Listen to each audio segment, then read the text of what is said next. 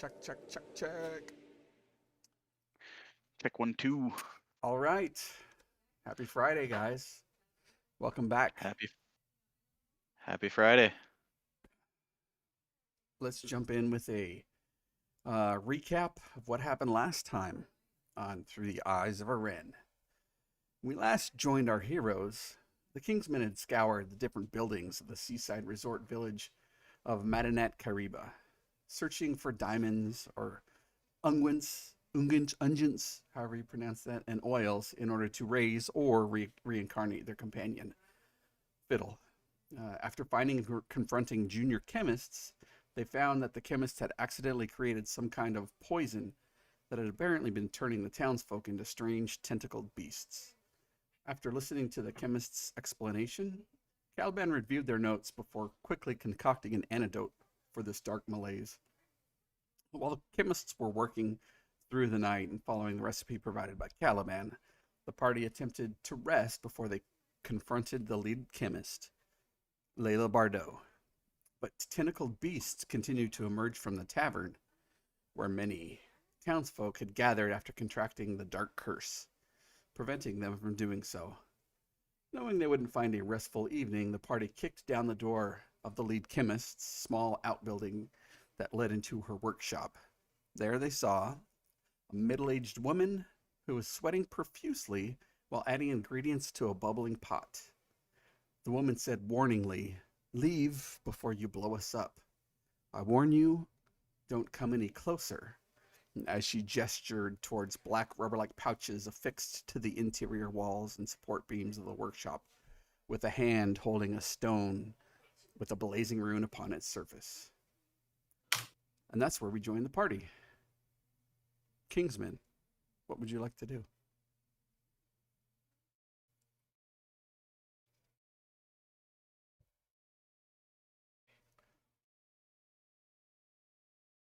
Anybody?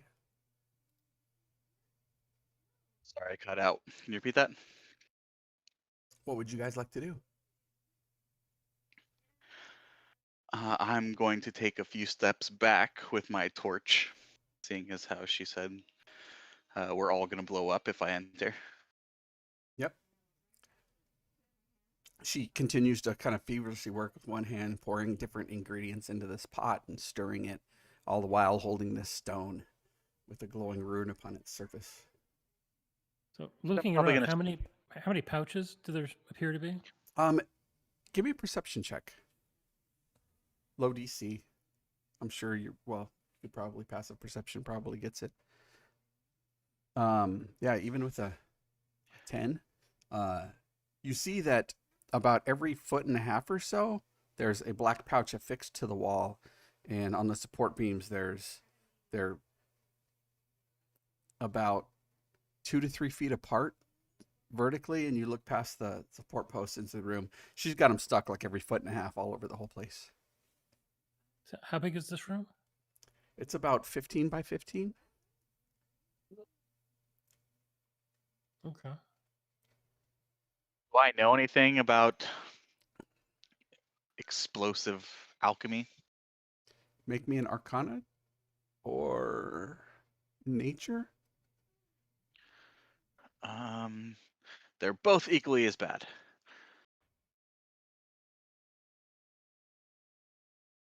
Not really. I mean, Fiddle's blown, Caliban's certainly blown stuff up. But that was more magical in nature. I'm going to look towards Caliban just because I don't know anything about this, and he's better at reading people. Do you think she speaks the truth? Or is she toying with us? Yeah. Do I think she's serious? Give me an I insight think she'll check. actually do it. Yeah, you think she will actually do it, and you look and you kind of gaze, and her eyes are a little bit glassed over. Doesn't look like she slept in quite a long time. Uh, she almost has a mad or maddening look in her eyes.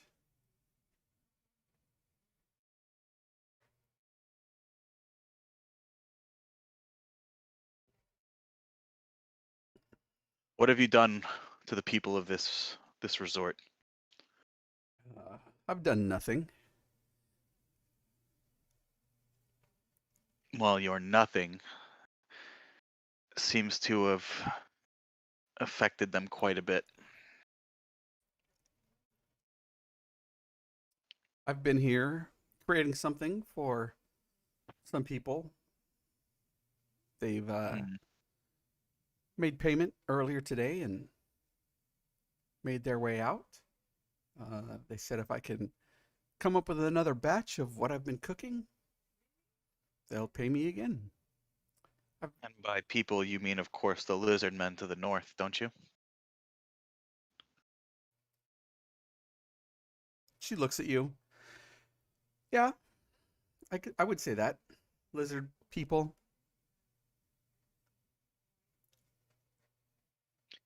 And as I've already stepped at least like 60 feet back from from the hut at this point, after Caliban's like, yeah, she's serious. So how do we remedy this? If you help us, you may get a chance to live. We could let the Pasha deal with you. So are you standing out there like just yelling into the night? Yeah. I'm like 60 feet back, like in a strong, loud voice, not like screaming, but Make me a persuasion check with disadvantage. all right. Come on. Ah, not great. Not great.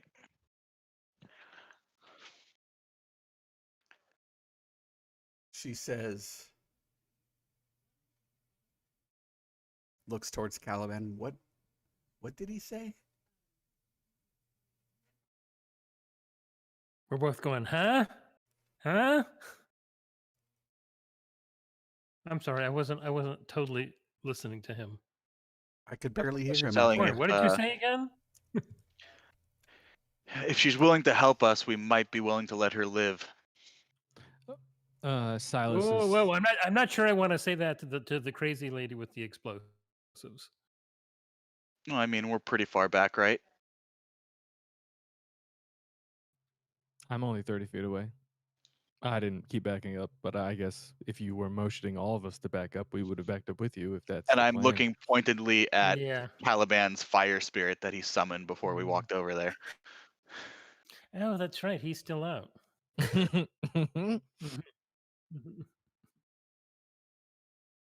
Hang on a second.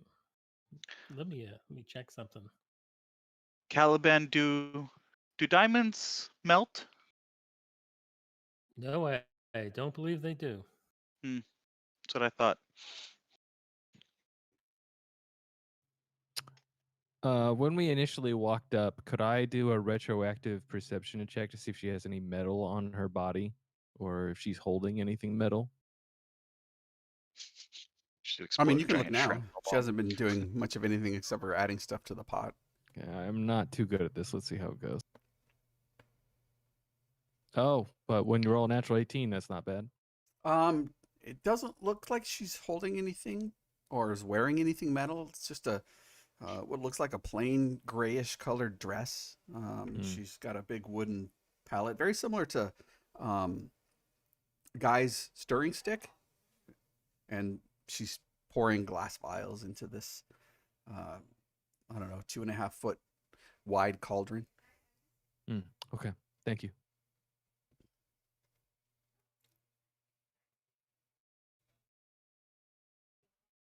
I mean, this has been a very long day. I don't know if I have the energy to deal with negotiating with some crazy, mad alchemist who's betrayed her own people. What do you all think? Yeah, I admit I'm also not really. I'm kind of tired. So why don't you all come over to where I am? I'm assuming I Silas. called you guys all over, at least 60 to 80 feet away. All right. Silas walks over. You can control that spirit of yours, right, Caliban? Yep. Should we give her one last chance? Oh, I think she's made her position clear. No, I'll leave it in your hands. Okay. I have an idea how this might work out. Let's see. What's his speed?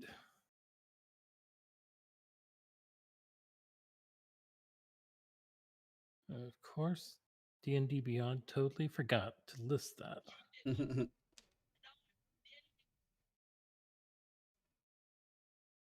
But wait, I can quickly look it up, or we can just say it's 30. Sounds good to me.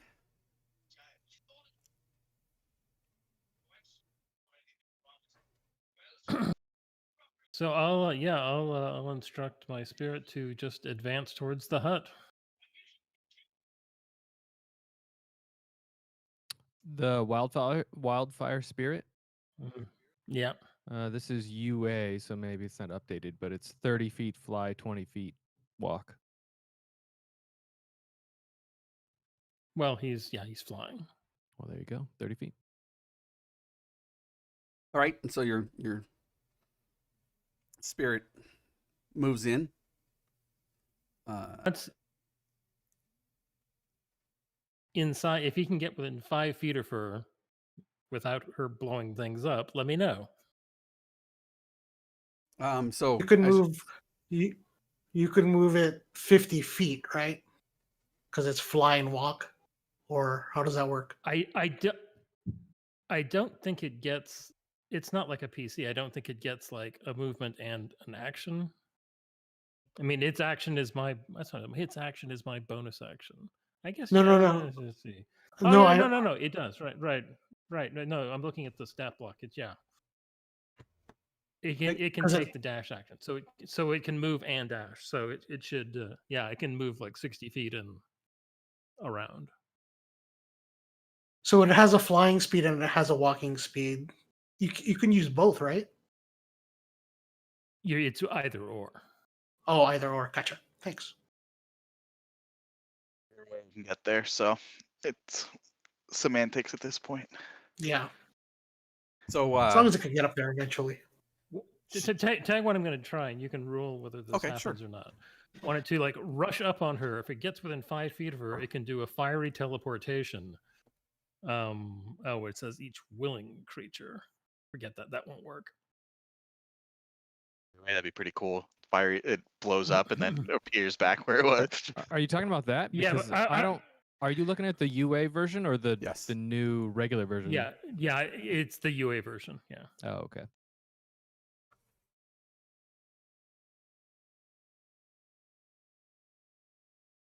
So you're gonna have But it go if we're towards not the gonna door. if we're not going to do that, it can go towards the door. It might as well just teleport in right next door.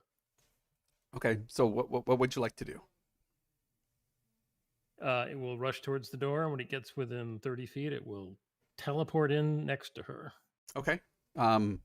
Yeah, Which it means moves she must in make a and dexterity saving throw, um, or take 1d6 fire damage.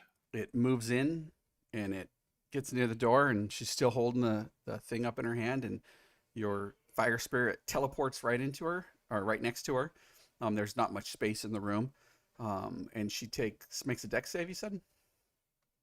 DC 17. She rolls a 9, -1 is 8, and there's a flash of flame as the fire spirit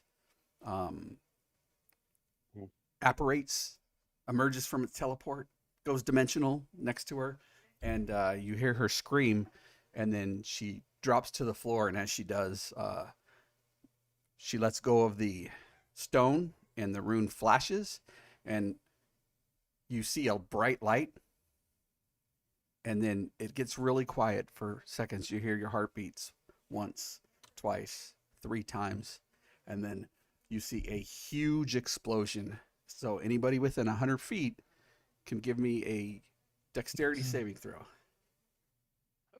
Roll next to me, so you get a +3. Am I there, by the way, No. or am I? I'm not. Okay, good. You're sleeping, just waking up.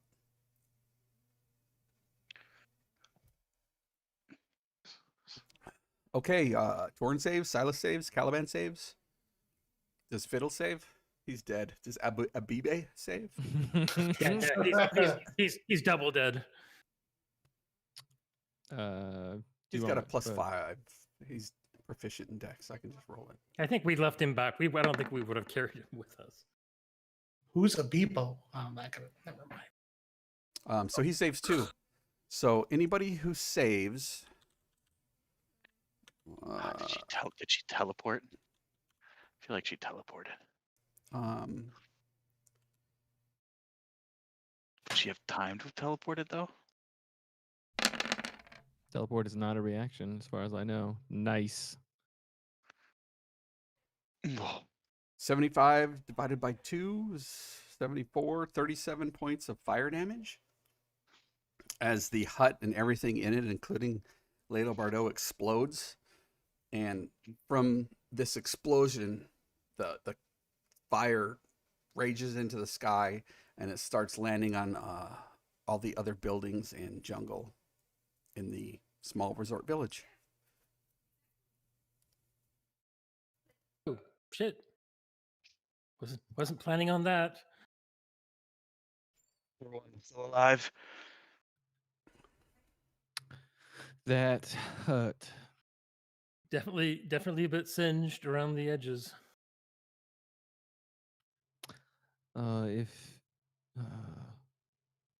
Pray tell, is your spirit alive? Well, it can't really die, but it's no longer with us for the time being. But he's a fire spirit. He'd be into it. Well, that was a bit bigger than I thought. Maybe we should make sure none of the buildings here are catching on fire. They're all catching on fire. Well, let's start putting them out then. Press the digitation. Okay, so you go. So you have the tavern, which is nearby. You have the chemist's workshop, which is nearby.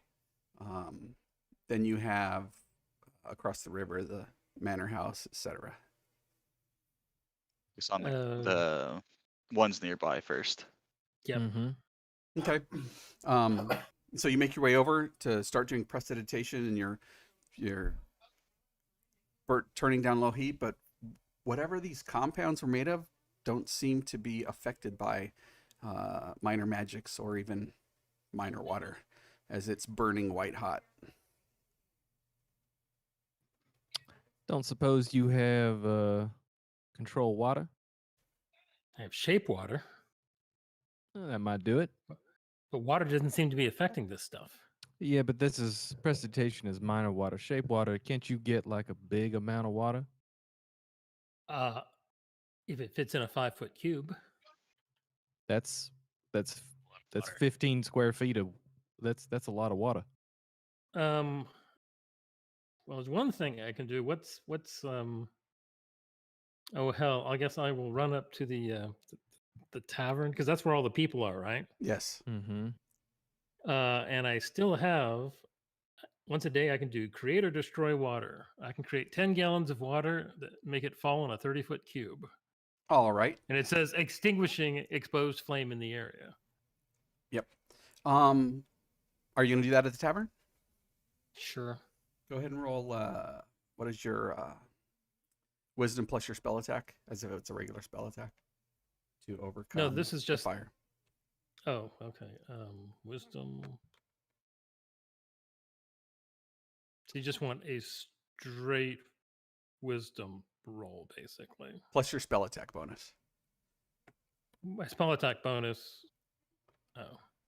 So it's just like casting a spell, then. Exactly. Yep. Anything with an attack.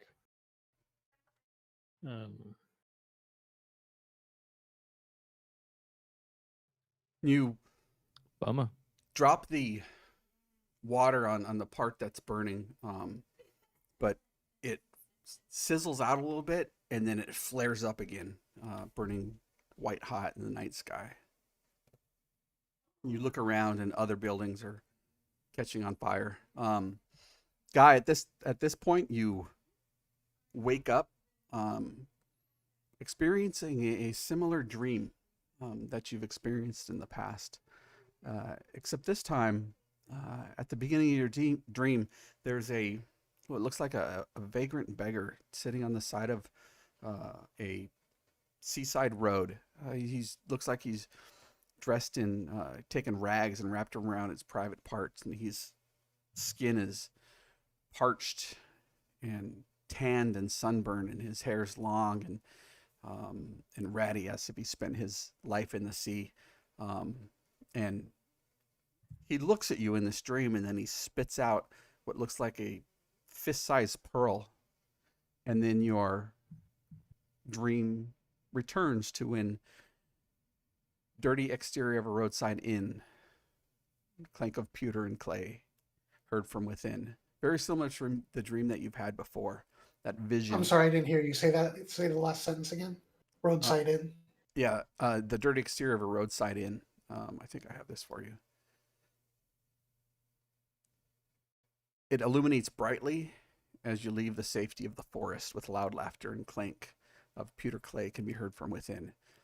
It's very similar to the dream you've had before. Can you see that as it popping up for you? No. I see nothing popping up. There you go. I see that. Yep. That should be in your handout.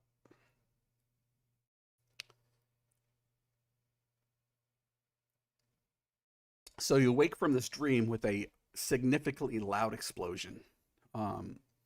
There's Udo sitting there across from you, and he kind of wakes up as well. He looks really worn and tired. He was the guy you rescued from the serpent people when you first got here. He looks at you and says, "What was that?" I don't know. I find the nearest window, door, look outside. Okay, so you're sitting in a stable that's connected to what looks like a large warehouse. You push open the stable. With us, didn't we? No. From the manor. Oh, he's in the manor. That's right.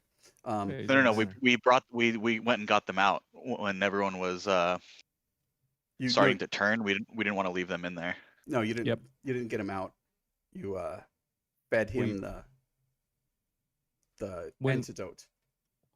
Right, but when people started turning and we didn't have enough antidotes to get all the people in the main room healed up so they wouldn't turn, we got them out so that way if someone turned, they just wouldn't kill Guy and them while they were asleep. So we did get them before we started taking the short rests. Probably would have been in the alchemist building. Yeah, they would have been much closer to the explosion. Yep. I guess they have to save two. Since They were within 100 inside the feet. building. Yeah, unless it blew the building down.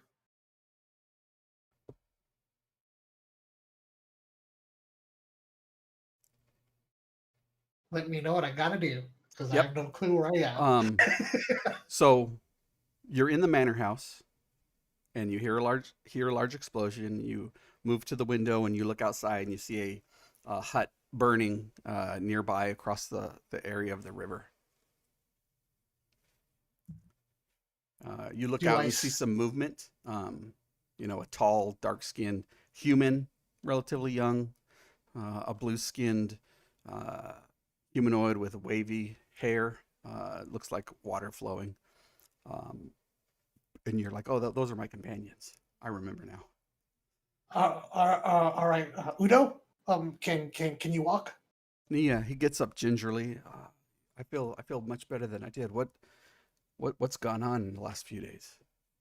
I don't know. I'm as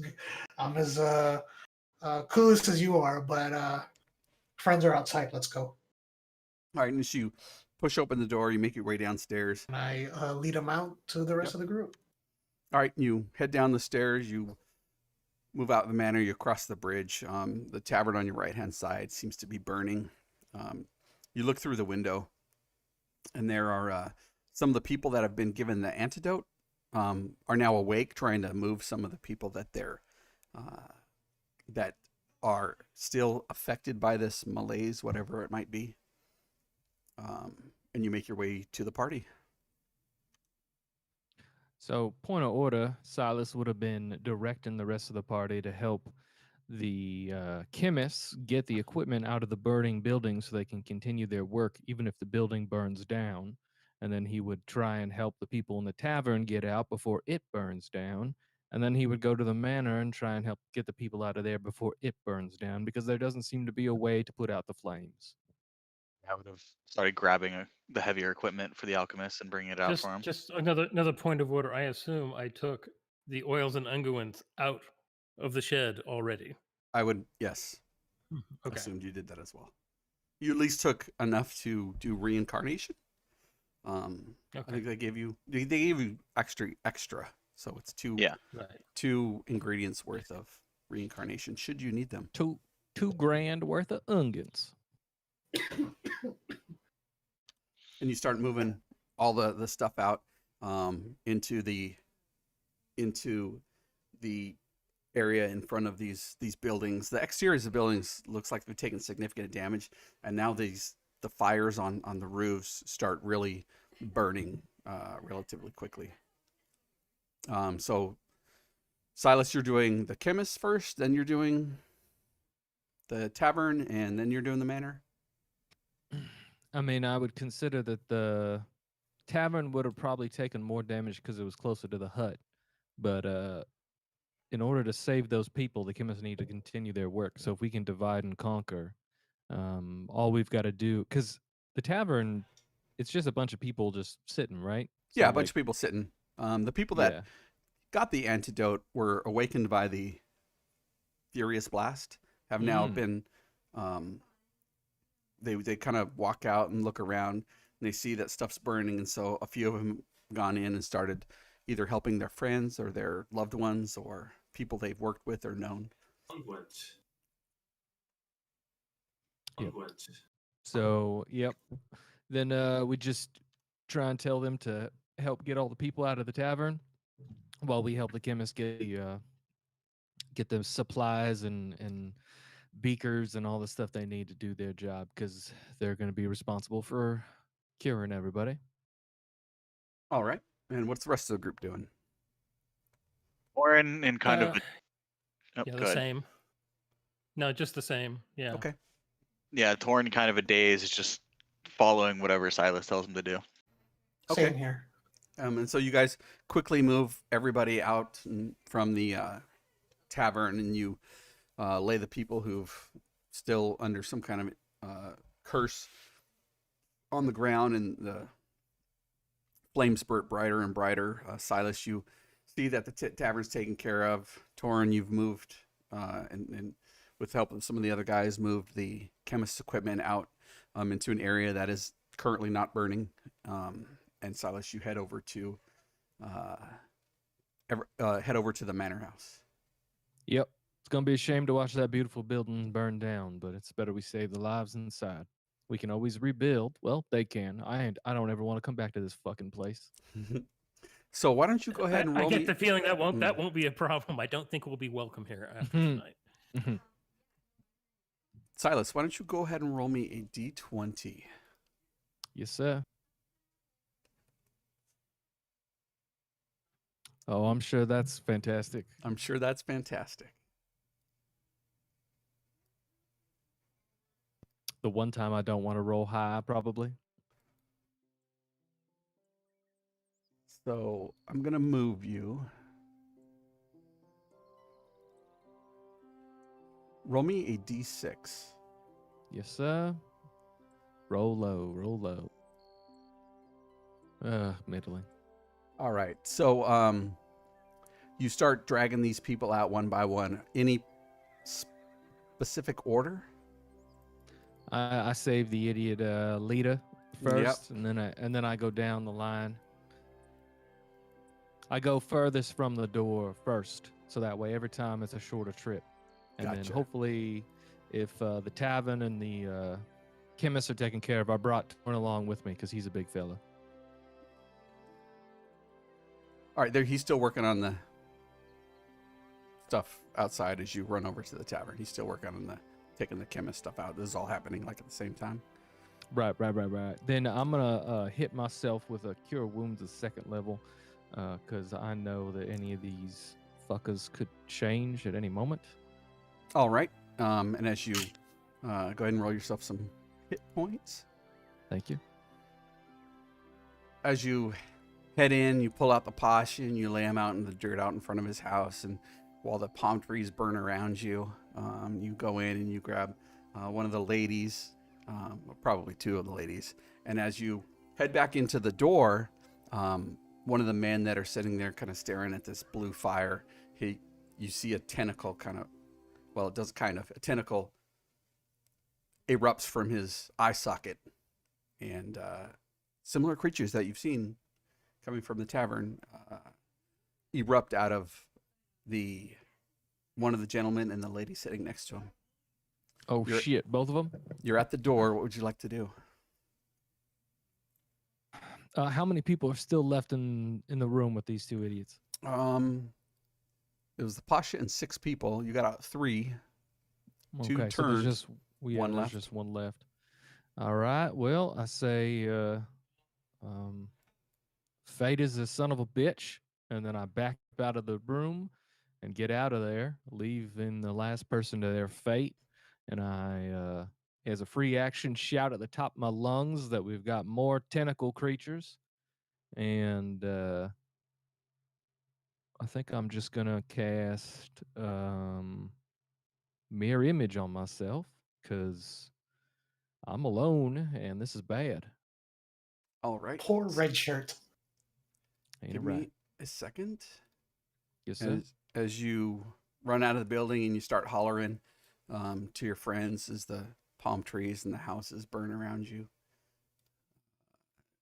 I'd say you get here. As I move you guys, are you on the map? Yeah, you're on the map.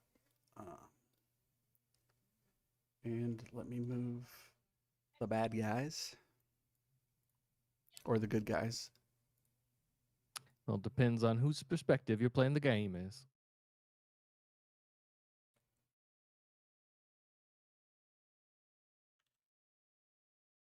Oh my god, I could be a dick and just cast spider climb on myself and get on top of the building. It's on fire. You can do that though. Later, bitches. I think at this point, at least Silas can roll initiative. Well, everybody can roll initiative. Oh, I didn't start the combat tracker, so let me start it. You can plug in your should shit. be up there. There it is. Yep, Yep. still works. Thank goodness. Since they're so fast. I see that -1, Rick. Yep. Super fast.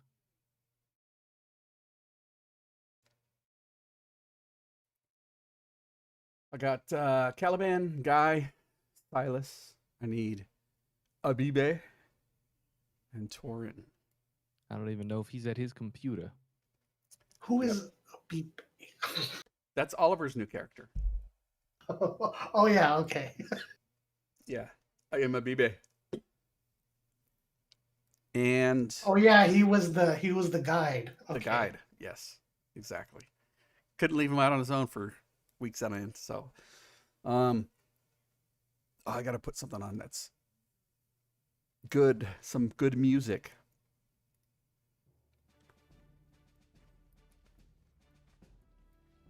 And these guys pop out of Oh god, look how big they are. the door. Kind of, it's weird because you see them come towards you, and they kind of squeeze their bodies down without losing any momentum. And we will go descending order with Silas being first to go. Did I get a chance to do the mirror image before we started combat? Or is Yes. that my okay? Okay, Yes. fantastic. I'm gonna choose to yell again, and then move my full movement. All right.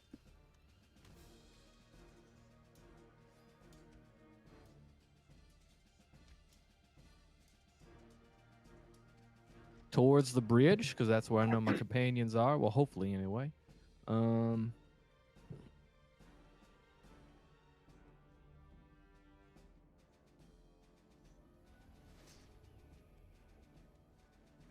was there. Let me Yep. see something. Nope, that's too far away. Too far away. All right. Yeah, I was gonna do a spell, but They're one thing away. yeah. I mean, you can move up and do it. Oh yeah. That's what I'm gonna do. I'm gonna get close to both of them and then give them a big old kiss. Exactly. Nah, I'm running like a bitch. Yeah, I'm gonna get right there. I use a movement, action movement, and I am now 60 feet away. And I am going on the knowledge that in the past, these fuckers would not attack the other people affected. So I'm gonna try and lead them away from the other people I was trying to save and bring them back towards the rest of my party. And that's my turn. Thank you. Okay. Torn. Well, how close am I to these guys that came out? Okay. 180 feet, 210 feet, something like that. Gonna move 30 feet closer. 5, 10, 15, 20, 25, 30. And I'm going to use my action to put the rest of my lay on hands into myself. Okay. Which is... Oh, why do I have... Oh, 4. $17.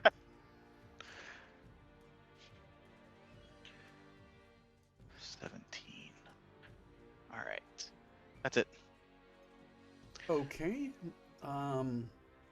The tentacled horrors will chase you, Silas.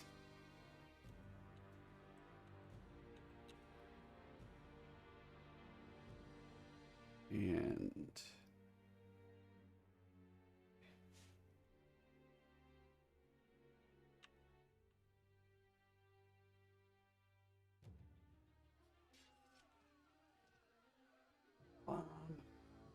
what? No, that's all they can do. Good. Thank goodness. Oh, Torn, I think you need to hit your button. I got him. Oh, there they go. There they go. Galagasi. Freshly wakened from a long nap. I will try not to do an accent while I Southern accent. try not to do a southern accent while I move 50 feet. There. And then we'll do can I do? Sorry, it's been a while. Been a while. Action dodge. Okay. Go ahead and give yourself a dodge.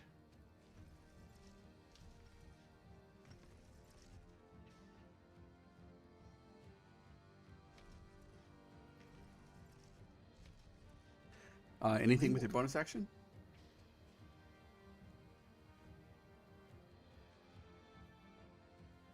Is patient defense bonus action? Yeah, but you're just doing action dodge. Yeah, I'm doing just action dodge. Gotcha. I I gotcha. Yeah, I'm not. I don't see dodge, or All good. I'm blind to it. That's okay. You can just select your token, and in the top left, there's status markers. There you go. No, I was looking. I didn't know Yeah. which icon was dodge.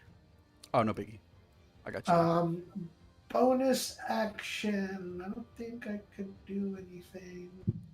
I don't want to do anything. Yeah, that ends my turn. Caliban.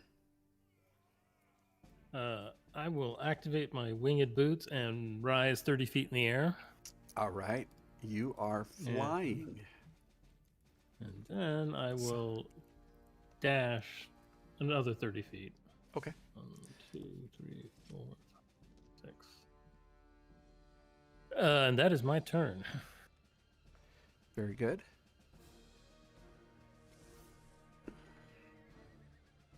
Round 2, Silas. Lovely. Only one of them's within range at the moment. All right.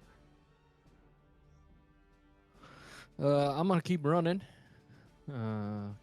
Cause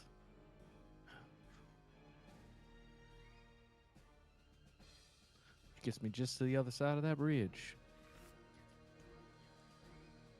Yes, sir. And I get to the other side of the bridge, and I say, they're big, they're angry, and they got many tentacles. So, coming in hot. Torin.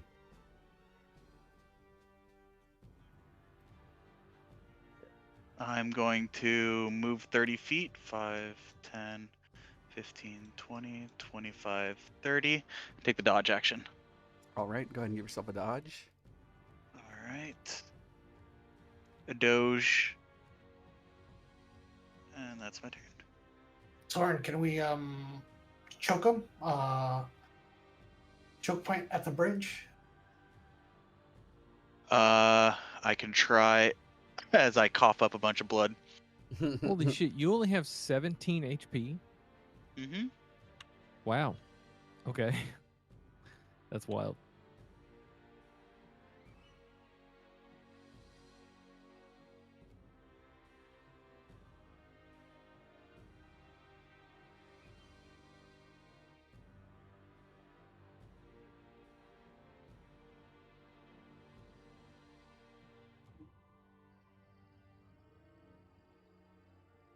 That's all they can do. Moi already? Yes, sir. I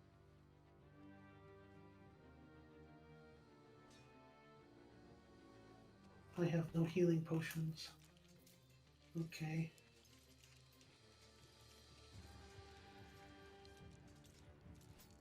I will.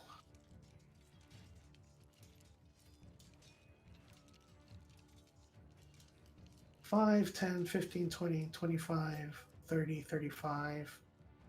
I guess I will be the choke point at the bridge, assuming they don't go over the water. And then I will.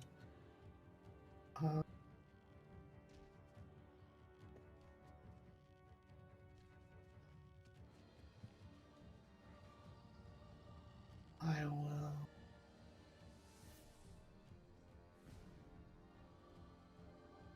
I'll do another dodge. I'll wait for them to get up to me. Okay.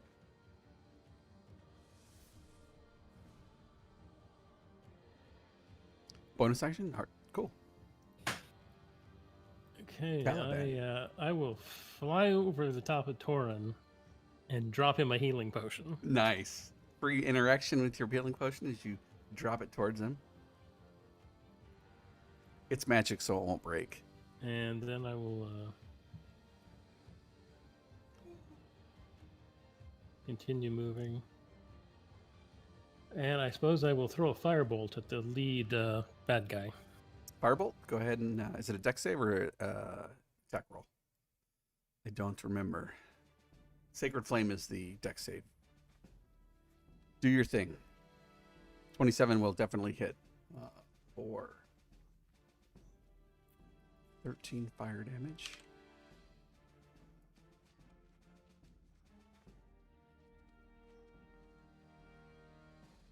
Hello? Bonus action. Anybody out there? I'm just talking to myself on mute. You know, Yeah, I was just going, oh, he's muted. That's how, you know. no big deal. Yeah, you slam your firebolt into him, and it seems to do some decent damage. Do you want to use a bonus action? No. No bonus actions. Silas, make the Silas is gonna 5, 10, 15, 20. Gonna get there. He's gonna look at these ugly sons of bitches. And he's gonna cast Eldritch Blast Do it. at the one in the front there. You gotta say That's it. one Caliban hit with the firebolt, right? Yep. All right, here we go. Just moments ago.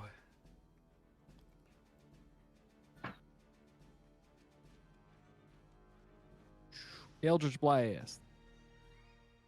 16 to hit for 8. will hit. 8 damage. Second Eldritch Blast. 18 to hit for 9. Not Very bad on nice. the damage. Very good. Bonus action, I'm going to look at Guy and say, hey, it's good to have you back, Guy. I think Thorin's kind of out of it, so we appreciate y'all blocking the gap. And with that rather pathetic attempt at inspiration, you no less get a 1d8 for use for anything you like. Thank you. All right. well. Guy is inspired.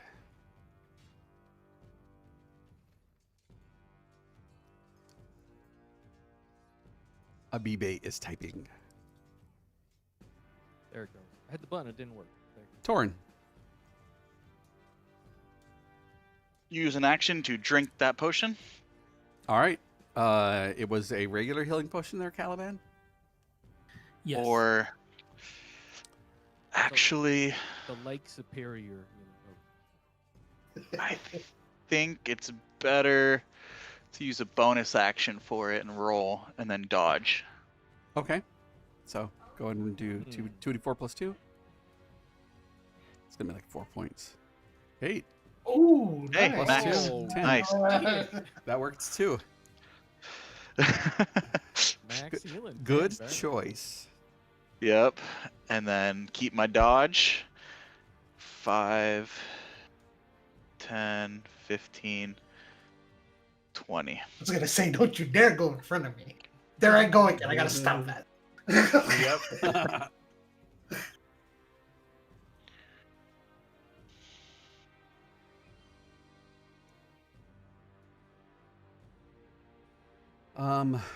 Does that end your turn? Or do you want to do a bonus action? My bonus action was to Drink the potion. drink the potion. That's Yeah. right. Okay. Oh.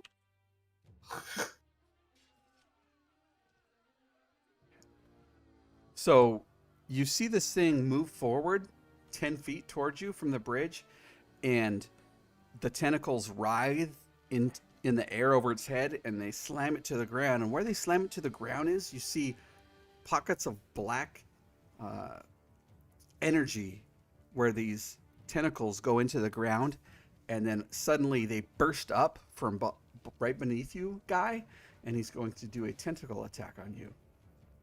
Sounds dirty. Sounds real dirty. And it's a disadvantage because you're dodging.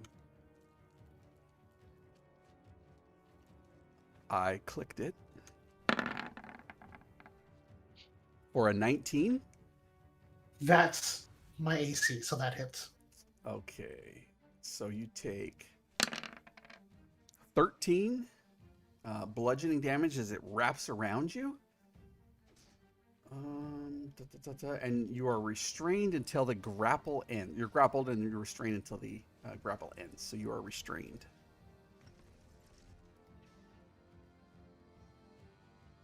Each of its tentacles. Okay. Grappled and restrained.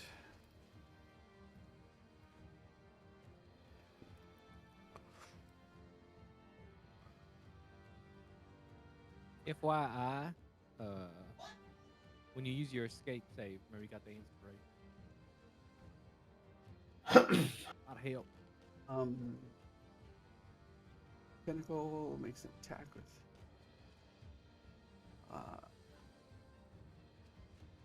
It's going to move forward onto the bridge, and again, one of its tentacles has Guy wrapped up, and it shoves the other two into the earth as the earth parts, and this black energy, the tentacle disappears, and then it pops up right under your feet, Torn, and it'll try to hit you.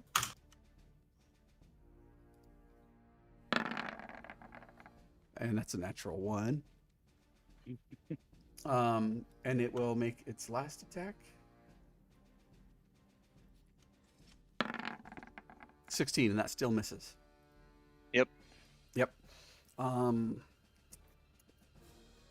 So it's got guy there, so this guy's gonna run 1, 6. Let me put on his reach for his tentacle ability. He can't get there, but so he dives into the river and he pushes across as if a squid or octopus would push across. Ew. And it ends up Ew. there, but that's his action and bonus action and movement and everything else. Guy, it is your turn. You are grappled and restrained. I'd like to try to escape. Go ahead, DC is 15.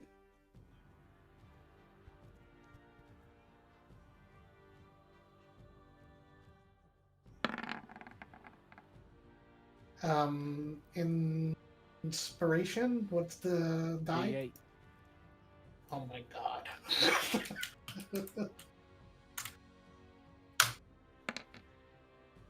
Nope, I fail. As you try to pull and push, you're not unable to get free from these writhing, slimy tentacles as their suction cups seem to hold you in place. The fantastic bonus- thing about my class, though, sorry, Adam, is to He you do gets not lose. to still. That's right. Yeah, you don't lose that 1d8. You can use it for something else if you need it. You don't lose. Oh it. yeah, I remember Yep, that. yep. Yeah, So that's you cool. keep it. You just you Alright. keep it until it works. Thank you. Thanks for reminding me. Bonus action, patient defense. All right.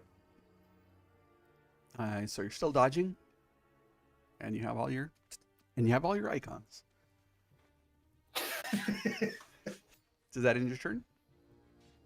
That bonus action, I can't move, and that ends my turn. I'm checking All my right. spell list to see if there's anything I can cast on Guy to give him more icons. Make him slippery, more slippery.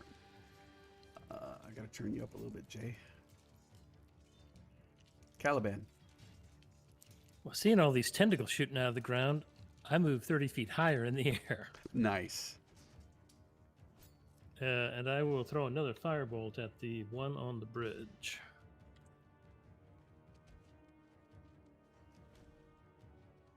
Yeah, 19 hits, definitely.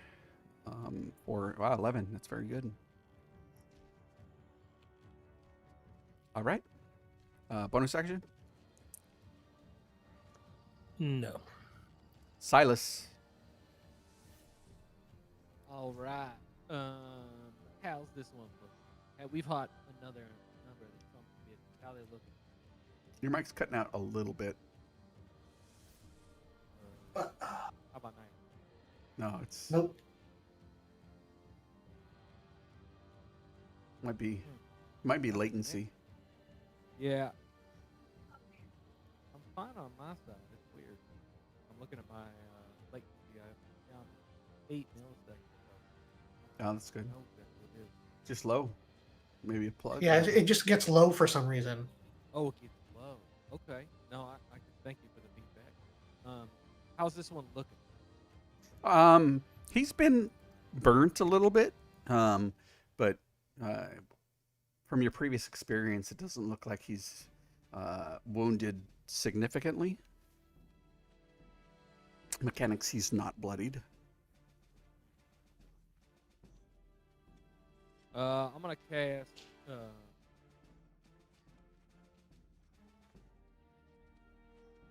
Time for Bane. Bane, you said?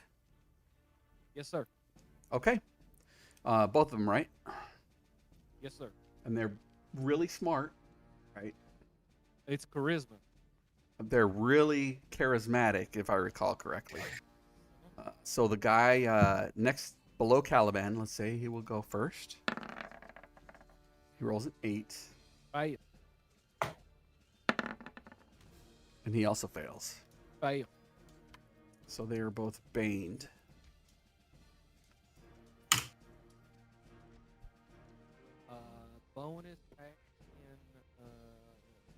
inspiration to Torn. I say, hey, I know you're not feeling well, but we're all pulling for you, bud. It's football Friday, fourth quarter. You got it. When do you get? All right. I think he said that's 1d8 for your inspiration there, Torin. If that ends your turn, Silas, go ahead and click the done button. Done. Torin, it is your turn.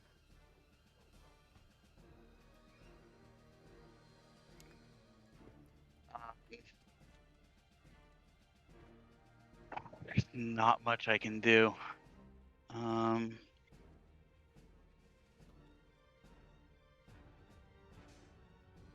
Yeah, I can't really do much. I'm just...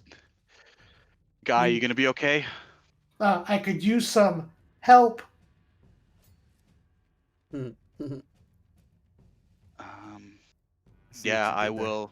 But then I need to take the dodge action. Shit. Do I take the dodge or do I use the help action?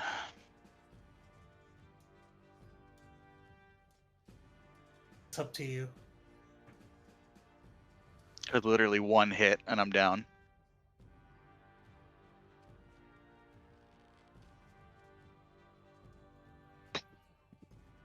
Up to you, man. We got plenty of unguents. Somebody was looking that up on Google. I heard them. It's it's Unguents. Unguents, yeah. Unguents. That's okay. I'm sure there's some diamonds scattered across the jungle here somewhere. Caliban's up in the air, right? So he's good. Yeah, Caliban 60 is up in the air. You know what? Let's roll the dice. I'm going to help Guy. Do it. Hero play. That is my that's my turn. All right. This creature will... You see the tentacle wrapped around Guy kind of slither up around from his legs and his waist to wrap around his torso, and the creature lifts Guy in the air and he throws Guy at Torin.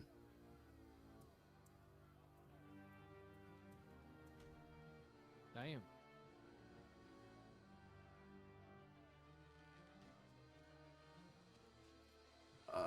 So why didn't that roll? I think the creature's broken It just because it didn't. no roll an save or attack. anything. He just grabs him. He's already been grabbed. Oh, I didn't. So I'm gonna just roll a tentacle attack to hit you, Thorin, with Guy. 18. 18 hits. All right. Each of you take 5 bludgeoning damage, and I need a DC 13 dexterity saving throw.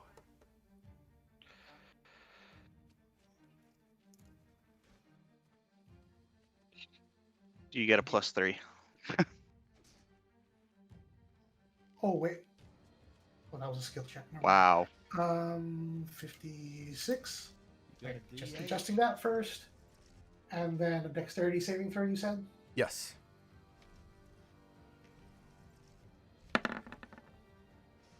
Yeah, with ease. Guy makes his... So it lifts him in the air, and he throws him at Torin, and Guy bashes into Torin and knocks Torin prone, but Guy lands on his feet. Just a reminder, Torn, you have a D8 if you want to use it. Yeah, I'll use it.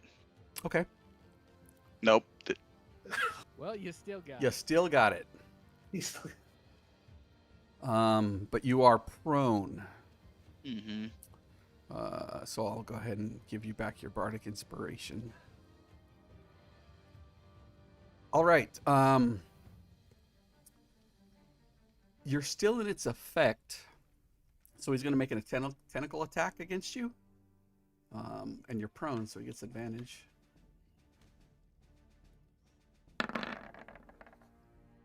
For a 21. Yep.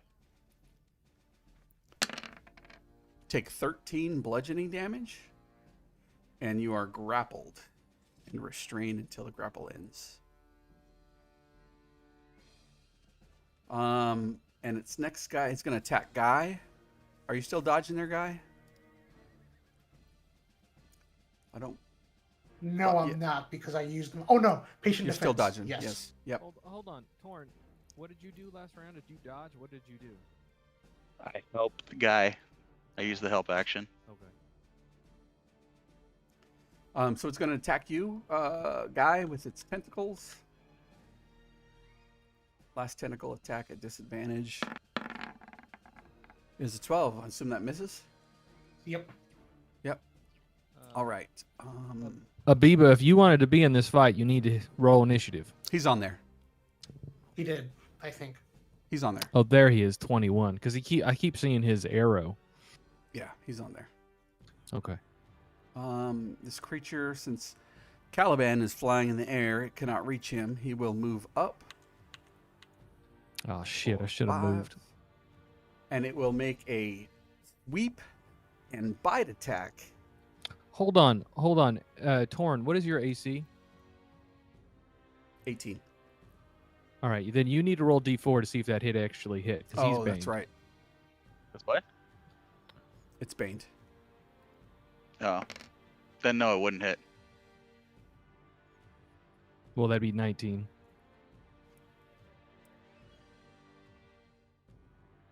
Unfortunately. That was Was he Bane before? When he first hit me? yes. With Guy? Yes. Then that wouldn't have hit. Yes. Because it was Yep. an 18. And so you were not prone. So he wouldn't And have I- advantage, but it's still 21-19, so you still take the second one. But you get So I get back back the 5. 5, and then what about that? Oh, it was a 21 anyway. Yeah. So. Yeah. And then it was still hit. So I get back. I'll take that 5 though. Yeah, continue to please remind me about Bane, because Yeah, that's Got a my lot going bad. on? I was fixing my mic. Sorry about that. Mike sounds good. Sounds Thank great. Got to turn you down. What do you mean? Sounds I good to me. Sounds turned you perfect to down. me. I got to turn on.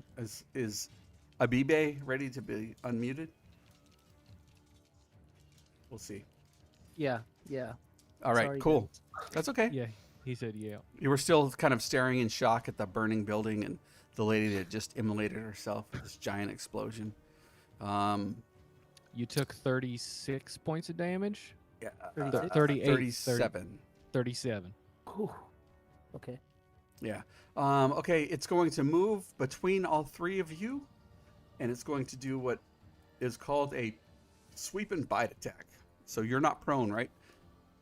They're No. torn. So I'll remove I am prone. Sweep and bite, blah blah blah. Attacks all creatures within 5 feet. 23 points of damage, or Or 23 to hit. 23 to Relax. hit. Sorry. I don't think a D4 would help any of us. Nope. I think it's disadvantage on Guy though if he's within range. Because he's patient defense.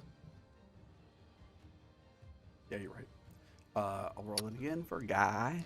And then I need to roll D20 to see if that actually hits me or one of my mirror images.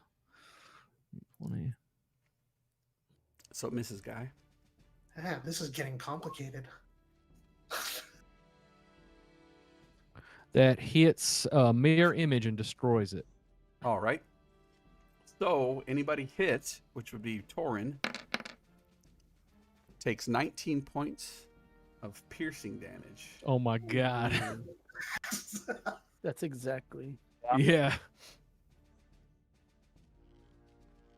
Didn't the earlier thing not hit you though, or something? Yeah, we already covered that. Damn. Mm-hmm. So you see this thing spin around, and teeth and suction cups and tentacles spin, and one of Silas's images pops, and you see Guy deftly dodge aside, but Torin, in his wounded state, takes it right across the chin, and he drops to the ground, eyes rolling into the back of his head.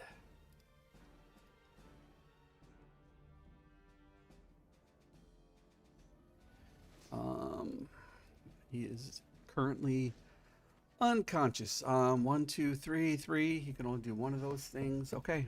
That's the creature's turn. Oh, man.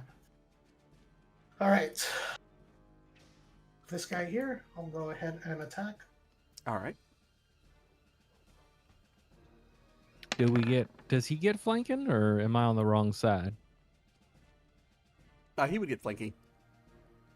You Hell can draw a yeah. line straight through the creature if you want. You can roll to see if you crit. Nope, but that's 12 piercing damage.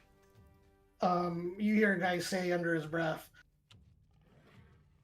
Say what it. he always says. Say it. Say it. It's been months. Wait, I'm trying to remember what it's called. Stunning strike. That is a con Ooh. save. Mhm. It's been a long time since I got owned by a stunning strike, and he is stunned. Yours is your DC is 15, right? It is.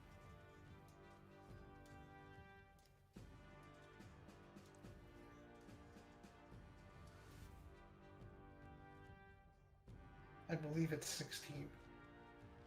Yeah, it's pretty high if I recall. I definitely know a 13 fails. Yeah. Roll that So let me D4. look that up. Roll that D4 anyway. All right. Oh yeah. No. Hell yeah. He definitely fails if it's a 9. And then I'll move 1 square over here. Second attack. This guy. All right.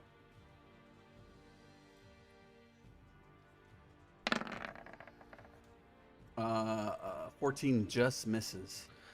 D8.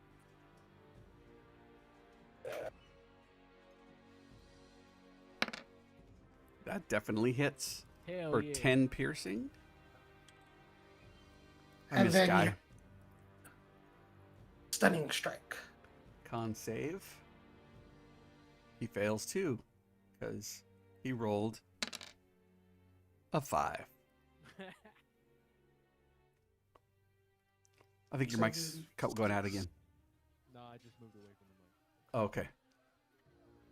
And then bonus action, I will do an unarmed strike. All right.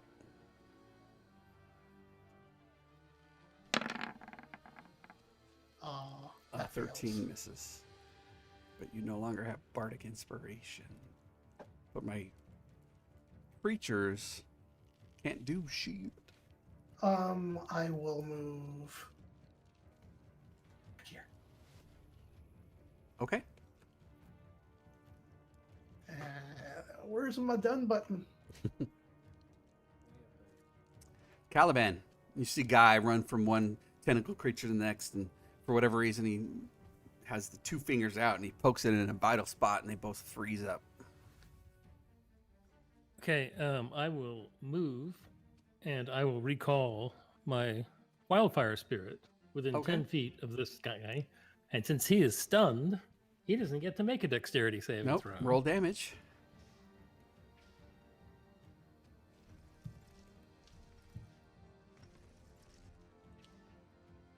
Not much, but something. Yep.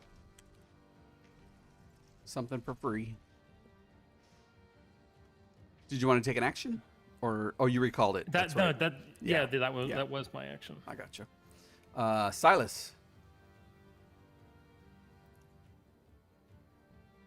Oh, but wait a second. He the wildfire spirit gets to take an action using my bonus Bonus action. action. He will do a flame seed attack. So, Is that also a dex save? no, that's just a straight attack. Gotcha. You have advantage.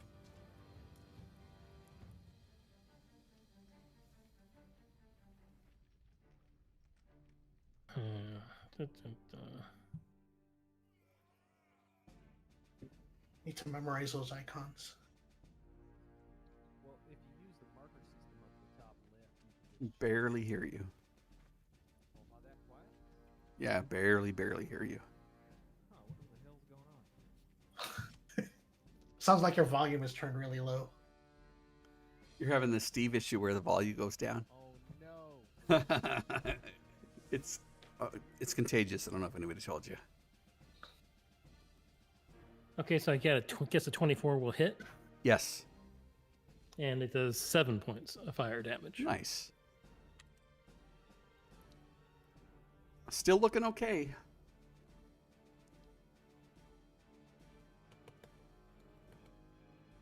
Does that end your turn? You've Yes, moved it on. does. Silas. Don't forget about Torin, guys. Can y'all hear me? Barely. Yes, barely though.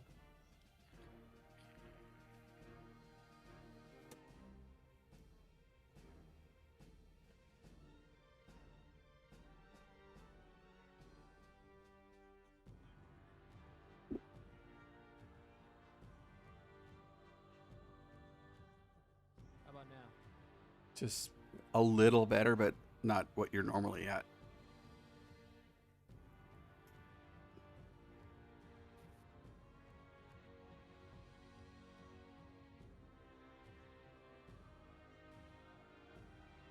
It sounds like as if he like kind of messed with the plug and it's not like plugged in all the way. If he was using like an analog mic.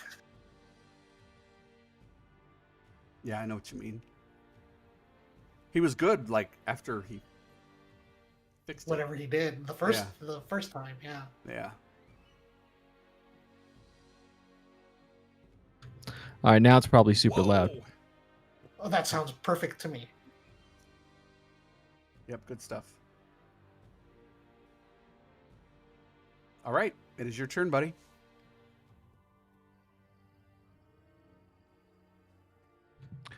All right. How big is this creature? Is this a huge creature? It is a large, whatever 3x3 is. That huge? Huge. Right. That's huge. Huge. Huge. It's 2 sizes bigger than me. That means I can walk through its space. At difficult terrain. Difficult terrain. All right. Is that right? No, I think that's Yes, that's correct. Because a huge creature can walk over a creature that is too smaller. So I believe if it's too bigger, you're allowed to move through each other's terrain. Normally, this wouldn't be able to happen, but I'm assuming because he's stunned, I can. yeah. That works for me. All right. Well, then it's simply 15 feet to get right there. Mm-hmm. But because it's 15 feet and it's difficult terrain, it becomes 30, which is my movement.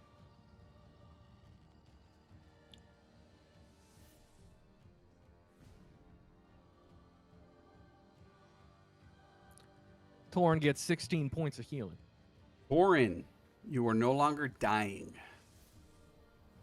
As your eyes flutter open, and Silas with his big southern grin on his face, what does Silas say? I say, wake up, your lordship. We still got people to kill. Oh yeah, I remember we're supposed to be making fun of Torin. I figure he gonna love that being the first thing he sees and hears.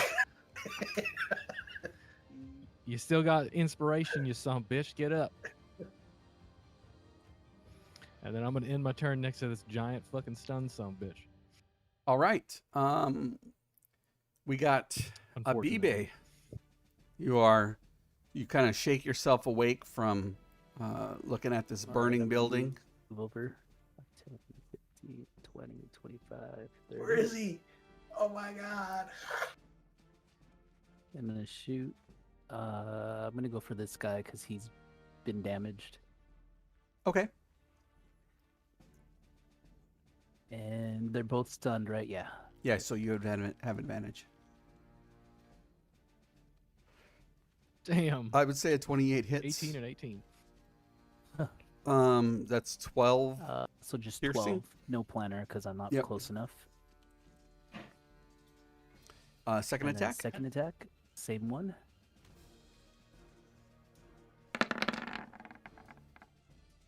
Ooh, What? What is right? 25, 25. Is there something going on with my dice? 9. Okay. Yeah, he's definitely looking like Balancing he's, out for mine, don't worry. He's definitely worse for wear. Bonus action? Bonus action. Nope. That's my turn. There you go. Torin, you are prone. Staring I up will into get up. Silas's grinning face. All right. And I will take the dodge. Go ahead The and give yourself a dodge. dodge, and I'll remove your prone. Is it going to be a Dodge Nova or a Dodge Charger? Got to be a 70s model, though, right? All right. Actually, I will maneuver around Okay. to try to give someone flanking. Gotcha. That's it. Let me click Wait, done. is that on the token though? Which one? No, the Where you're stun is standing. on me. On the creature. That's funny. That it looks like just like him, huh? Because it's in the same position. Okay, yeah, he's baned and he's stunned, so he can't do anything, but he gets a save at the end of his turn Mhm. No. for both? No, does he get a save for Bane? No, Bane? sir. Yep, I okay, don't yeah. think so. Let me look. It's at the end of Guy's turn. Yeah. He gets stunned, so he can't do anything, and neither can the other guy. Oh, okay, I'm done. Yeah. There's no save for Bane. It just Yep. stays on there. And the stunning strike, I think it just removes itself after the end of my turn. Your turn. Yep. I remember right. it's you haven't been Badass. here a while. Good to have you back, buddy. I will attack this guy. All right. You have advantage. Advantage.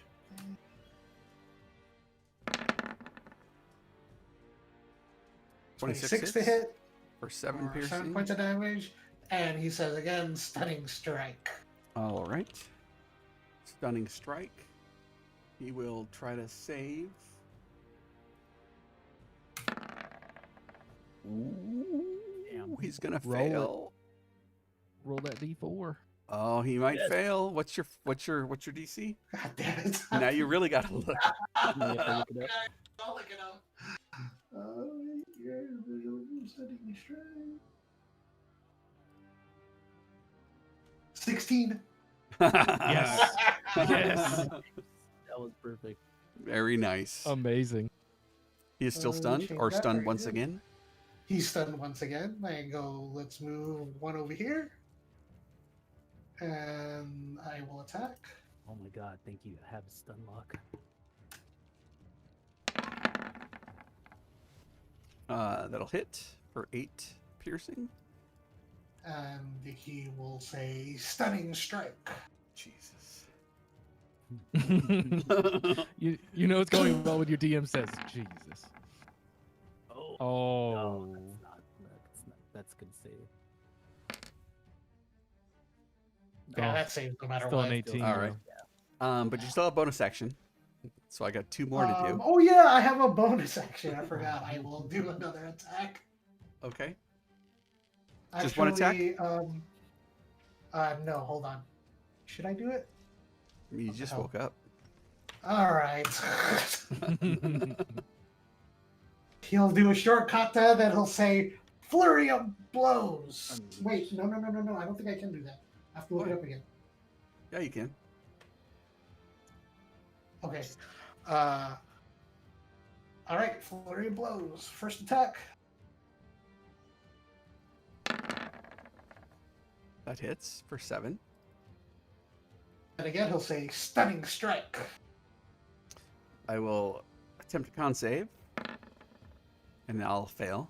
So he is stunned. Second, Second of the flurry of blows. Flurry of blows? Flurry Flurry. of blows? What? Flurry of Flurry, blows? not flurry. Second attack. Yeah, 11. Very nice. Yeah, he's looking pretty rough. And then I will move back here. And let me subtract my that. you guys can now see my key points. Cool. Noise.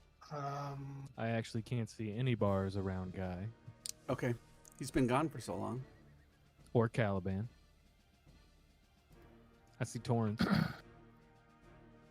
Okay, so this guy's stunned. Yeah, they're They both both all are. stunned. Okay. Well, I will throw another firebolt at him then. Okay. You have advantage. Oh. Oh. No, oh my Whoa. god. What the? I took my What? glasses off for a moment, and then I'm like, Oh. Yeah, that's which one are you hitting? Since my wildfire spirit is out, This Wow. guy means right he here? does another 8 points of damage on top of all that. Oh. Yeah. Wait, That's plus high roll. an 8, right? Because it's a Max critical. roll. So it's an 8 plus an 8, so another 16. Ooh. I don't know if the feature works that way. It doesn't actually Yeah, it's his- say that. But His anytime it's- you roll hang on. die, hang on. It's his it was his bonus action attack from the spirit, which is a dex no, save, no, right? no. Oh, This is it's this particular feature that just because if the spirit's out and I do fire damage or healing, I get to add a bonus onto it. okay. Yeah, it'll multiply with a crit. Wow. Oh, okay. Jeez. Yeah, Another okay. Firebolt. He's rules dead. as written. Yeah, roll nice. Rules as written. Anytime you roll die as a part of a crit, that also is contributing to the crit. Damage. Yeah. I mean, you killed it with your 35 damage. So Sick. you're fire. Fire. you see Caliban, his hair kind of waves into the wind, and he does his firebolt. And instead of a small conflagration, you see the white hot burning embers from the chemical fire kind of join up and meet with his firebolt, and it sears into this creature and turns it to ash as the ash slowly drops to the bridge deck. Do you have a bonus Okay. action? Yes, the bonus action is the wildfire spirit will attack.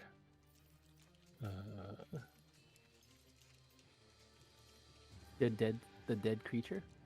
The other creature. Oh, Oh, and that's advantage, right? Yep. Mm-hmm. nice. So are either of those hits? Do you have control over it? 17 will hit. Is it a ranged spell? Okay. It's a ranged spell, yeah. Oh, very cool. Massive 2 points of damage. That's better than 0. Wait a second, that doesn't even make sense. Because it's 1d6 plus 4. Yeah. So okay, 6 it's points? really it's actually 6 points. Okay. And now I'm done.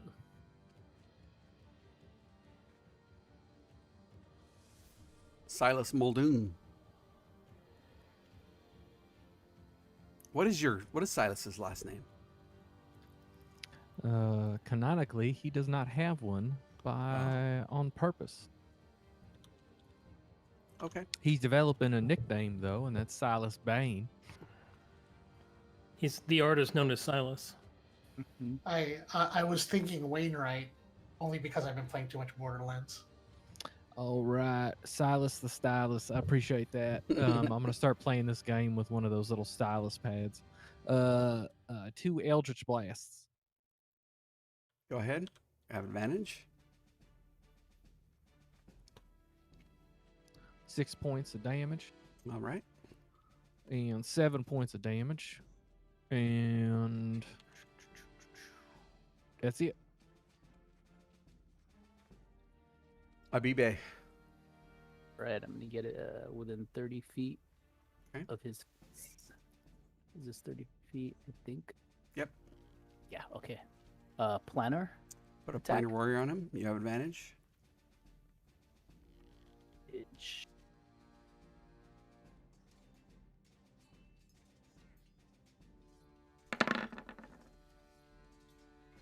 Yeah, 23 will hit for 20 force damage. And then just regular attack for my second attack. Yep.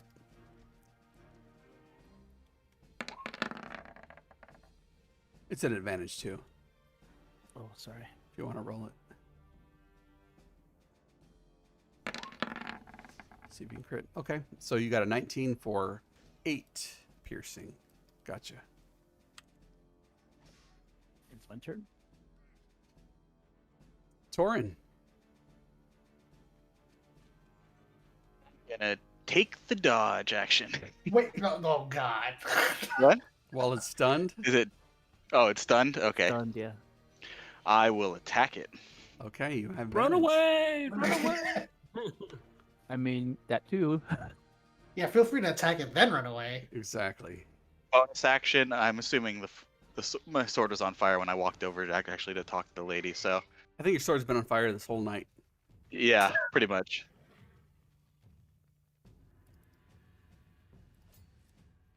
Uh, 22 to hit? 22 to hit. That's 16. 13 fire, 16 slashing, 13, 79. Okay. Second attack. Oh, ouch.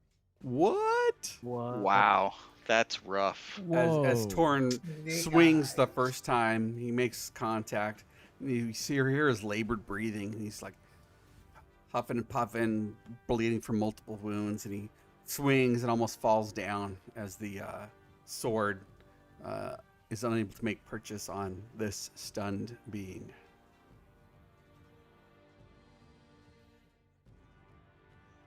D8 will always, or he rolled a 1 on each one.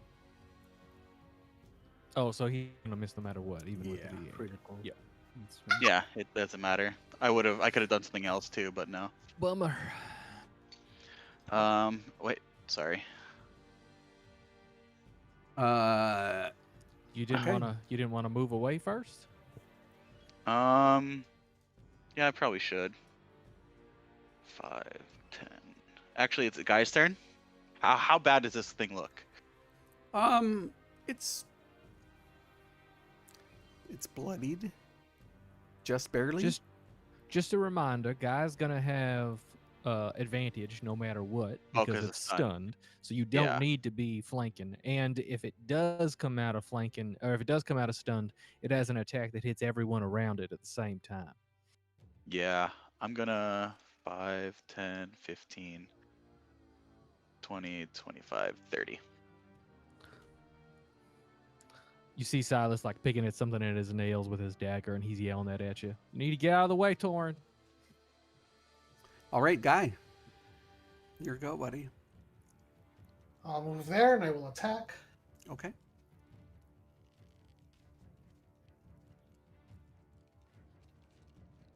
Advantage. I pressed it. There we go. 16 will hit. Whew. 7 piercing. For 7 piercing. And I guess since he has key points, he'll yell out stunning strike. All right.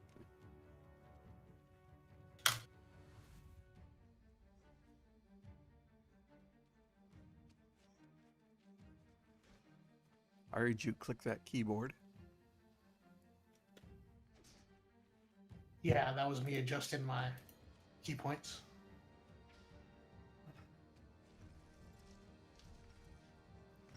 Still see a 16? Anybody else see something different? Mm-mm. I don't see anything. No, I don't know if you hit with a 16. Yeah, he hit the last time with a 16. I deducted it. His Yeah. Second Then I attack. think he's waiting on you to do Oh. a con save for the. Oh, he said stunning strike. Yes, sir. Yes. Well, Yes. shit. Sorry. Oh, that's a fail. Nice. Well, let's see if he gets a 0. No, pretty close. Oh shit. Sorry about that. Second attack. That was my first attack. Second attack.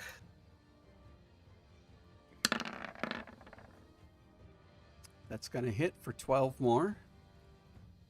And then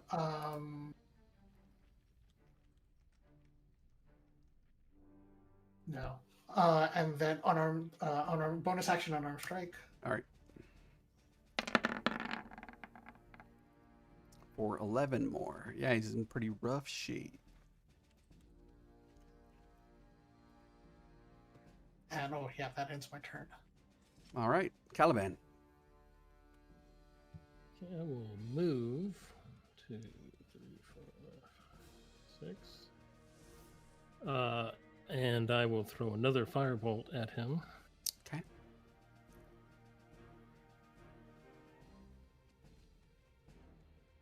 It's 9 fire. Plus the bonus. 4 more. And then the spirit will move up. And he will take his attack.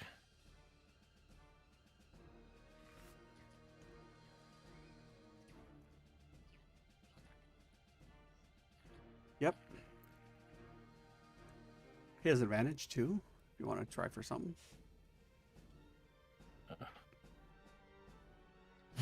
Same thing. Nope, apparently not. So he does 5 points. Caliban, describe how you deal the death blow. Well, Caliban and his pet just keep tossing fireballs at him until he just explodes into flame. And as Falls over burning. Caliban's Everything else is already on fire, so, flying through the air, the wind flowing through his watery hair as he's finger gunning choo, choo, choo, choo, choo, with his fire bolts as his wildfire spirit is also doing finger guns, and the creature burns into ash and falls to the ground dead. Well done, gentlemen. All right, go ahead. Let's take like 10 minutes. Come back like 8:15. Take a little bit of break. Refill water. Do what you need to do. Get some more snacks, like I'm gonna do, and we'll see you guys back here in 10 minutes. Sound good? Cool. I'm gonna park my car. BRB. Adam, it's good.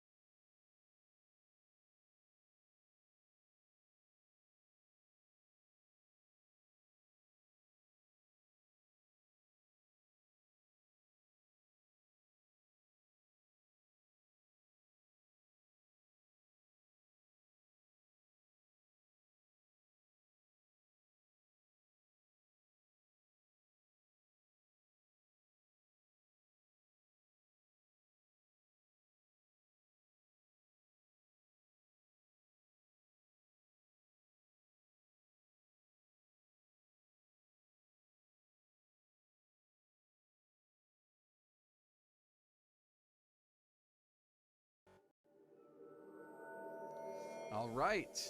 Welcome back. The Kingsmen have successfully fought off these tentacled creatures, the tentacled horrors, as the village resort burns around them. As the last tentacled horror drops to the ground and melts into nothingness, you drop to one knee with a significant headache. You put your hand to your temple, put your hand to your face, your forehead, while your middle finger and thumb rub your temples, and you get a vision. You're standing on a large promenade, and there's a bunch of people around you, and in the middle of this promenade is probably a 150-foot tall statue of a warrior carrying a shield, long sword at the side, and approaching you are 5 dark-robed figures in almost midnight blue robes. You stare forward and you look, and you can't see their faces or any complexions, but they hold velvet pillows of purple and ruby and emerald, and on these pillows are rings, golden rings set with a black band or obsidian within, with different runes. And as they move towards you, away from the statue, as you're on these steps, your right ring finger starts to burn, and they get closer and closer. The footsteps are silent on the tiles, and as they get right up to you, you see a bright flash, and you kind of open your eyes as your companions stare around you, and you look around to the different burning buildings in this small resort village. What would you guys like to do? As I get up, I go, what was that? And I relay that information to everybody else. And then I look in my inventory and the rings that I have to see if any of those match. And I also look at my right hand as well. Are you wearing the signet ring that you got a long time ago in the campaign? Long time ago.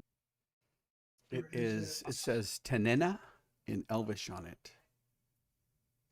I love the idea that guy just has a bunch of rings, magical and mundane, just in his inventory.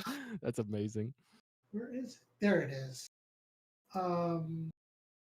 Yes, I would say I'd be wearing it because I remember when he retconned it, I went through the portal. So I would say, yeah, I'll wear it. Yes. Yeah, on your right hand ring finger, you're wearing this ring. The vision, the rings that were on the pillow look very similar to the ring that's on your right hand. How many rings were there? 9? 5. Not 5, not 9, not 1. Oh, 5? Okay. 5.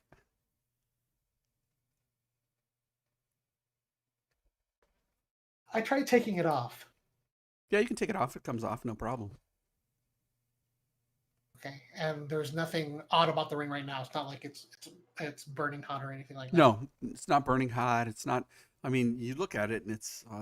You've been wearing it for a while, and I mean, it still holds a sheen, and it's polished, almost like it's been freshly polished. And the fires burning from the different buildings within the village reflect off its high sheened surface.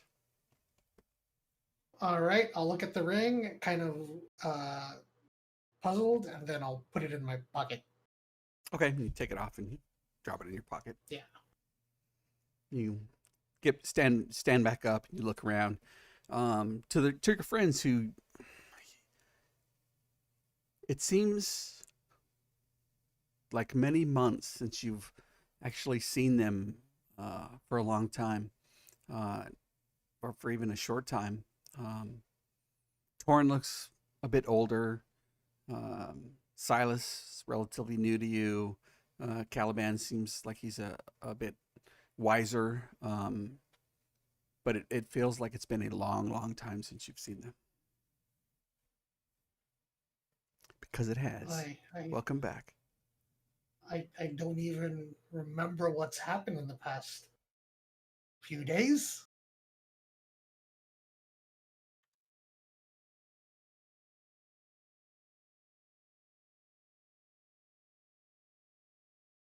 I suppose we keep trying to put out these fires. Yeah, and Is- at this is there point, anyone left in any of the buildings? you've moved everybody out, or at least most of the people out of the tavern. You moved the chemists out, and they're still working, though they look exhausted. It's 2, 3 o'clock in the morning. Silas mentions that he's moved 2 people out. He got the Pasha out. He moved 2 other people out, but 2 of the other people that were in there turned into these tentacled beasts as he was heading back into the manor. And there was 1 other person there. And as you look over as he says this, you see the manor house kind of burn. The roof caves in, and a large bellow of flame, bright flame, erupts as the it looks like some of the supporting beams have given way, and the second story falls into itself onto the first story.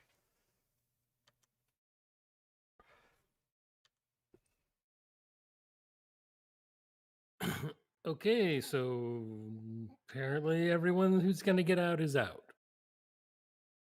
How Yep. many of these people I mean, the first thing haven't that been cured? Hold on. The first thing Silas would have done would have been to go get that last person in right when combat ended. So, was there enough time to do that, or no? No, this is what's happening as everybody looks around as combat ends.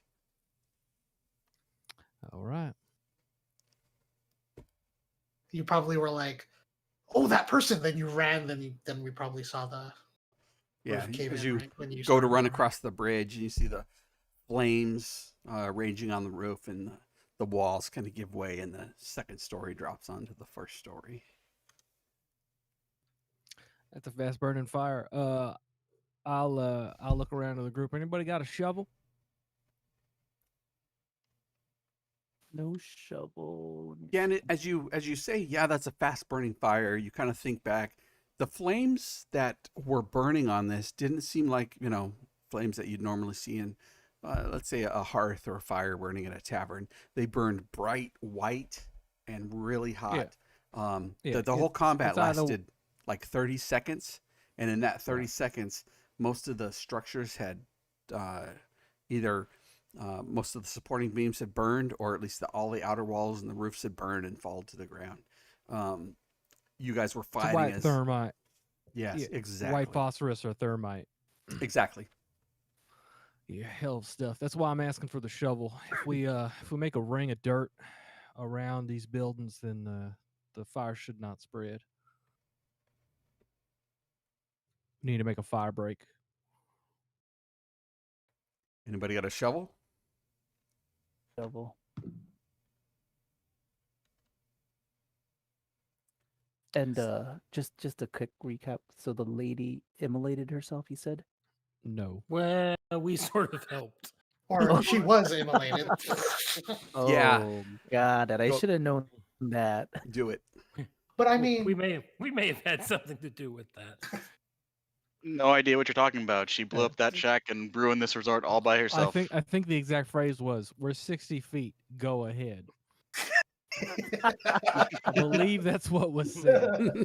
Wow. I'm gonna play the recording. That's awesome. I mean, Well, all I Did have, I miss? To be fair, we thought only she and the shack would get demolished. I don't have a shovel, but I have this as I hold out my large mixing paddle. Oh, yeah. Yeah, and then I'm not sure. I'm not sure if Silas has seen Guy wield a mixing paddle yet.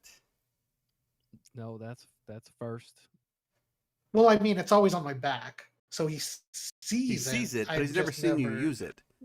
Mhm. In fact, he's never seen you cook with it.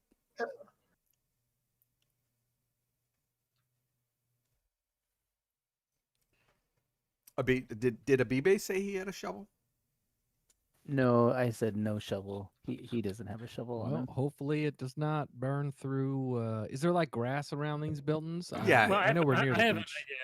I can run around burning stuff, and you can run behind me putting it out. We can burn a fire break. Oh, that's a fantastic idea. Mm. Let's do that. That's a Okay. good idea. Okay. And as you make your way around the different, I mean, there's only 9, 10 of these buildings. Some have completely, like the kennel, has completely been destroyed, and there are some paths around this place. So you cross the different paths and you figure out, okay, go here, go there. And after about an hour, you're able to make a decent enough fire break, and you're like, all right. So the buildings are going to burn down, but they're not going to, raise the entire village. We were more concerned about setting the whole jungle on fire. Yeah, Yeah. that would be bad with this chemical fire that we've unleashed. Yeah. And so you make your I way mean, around. the lady unleashed. Damn her. You make yourself around to the west, north, and areas of this resort town, and you build a fire break, 10 to 12 foot wide. And after a while, after about an hour, the intense heat and bright whiteness of these fires start to dwindle over time. Are there any people left who are infected but not cured? Yes, there Or is turned? I was approximately afraid of that. 10 people and 2 people, so 12 total, because 10 and 2 are 12, who have not been cured. So can somebody go through with this infecting thing that I don't recall? Oh, Sorry. you were infected. That might be why you do not remember. You are cured though now. Yeah, we cured you first. You were, I mean, I don't want to say guinea pig, but it worked. Well then, thank you. I Mhm. think. So while everything's burning in the background, did we save enough to make any more cures? Yeah, you guys were able to move the stuff out. The chemists look like they're absolutely beat. They've probably been doing this for close to 24 hours. So whenever you make a check, they'll be making it a disadvantage, and or the check will be whatever you roll an AD4 divided by 2. Unless Guess they. you guys want to all work on it based on Caliban's recipe. Why not? Oh wait. Don't we mess things up if we Yeah, get I failures? think we tried that and they were hopeless. Yeah. I believe that's correct. What kind of roll was it? I forget. Medicine or Arcana? I think it was medicine or nature. One of those two that Caliban Yeah, was you had good a at. choice. Yeah, I'm bad at both. Yeah, So that's good. probably why. Yeah, right. I think it's because I'm proficient with the herbalism kit. But I'd say I'll go- now that Guy's here, he can probably help. Okay. Yeah, you have to give me a different task. I was unsuccessful helping making potions. We should just divvy up, like everyone who's not making antidotes should go around and Watch make sure. Watch the ones that Yeah. aren't cured yet, and if they make any move that looks Slit suspicious, their just kill throat. them. Kill them. Just kill them instantly. Okay. Yeah, I could do that. So Caliban starts to explain to both Guy and Udo. He's kind of sits, kind of hovering. He seems pretty. He seems weak, but he's much better than he was even the last 2 or 3 days you guys made of your travel. And he's listening to you and he's nodding his head like he understands what you're talking about. So if if Guy wants to make a nature / or medicine check, go ahead and do so to understand Caliban's recipe and the mixing of the ingredients, natural or otherwise, to better understand what is required to make the antidote. Okay.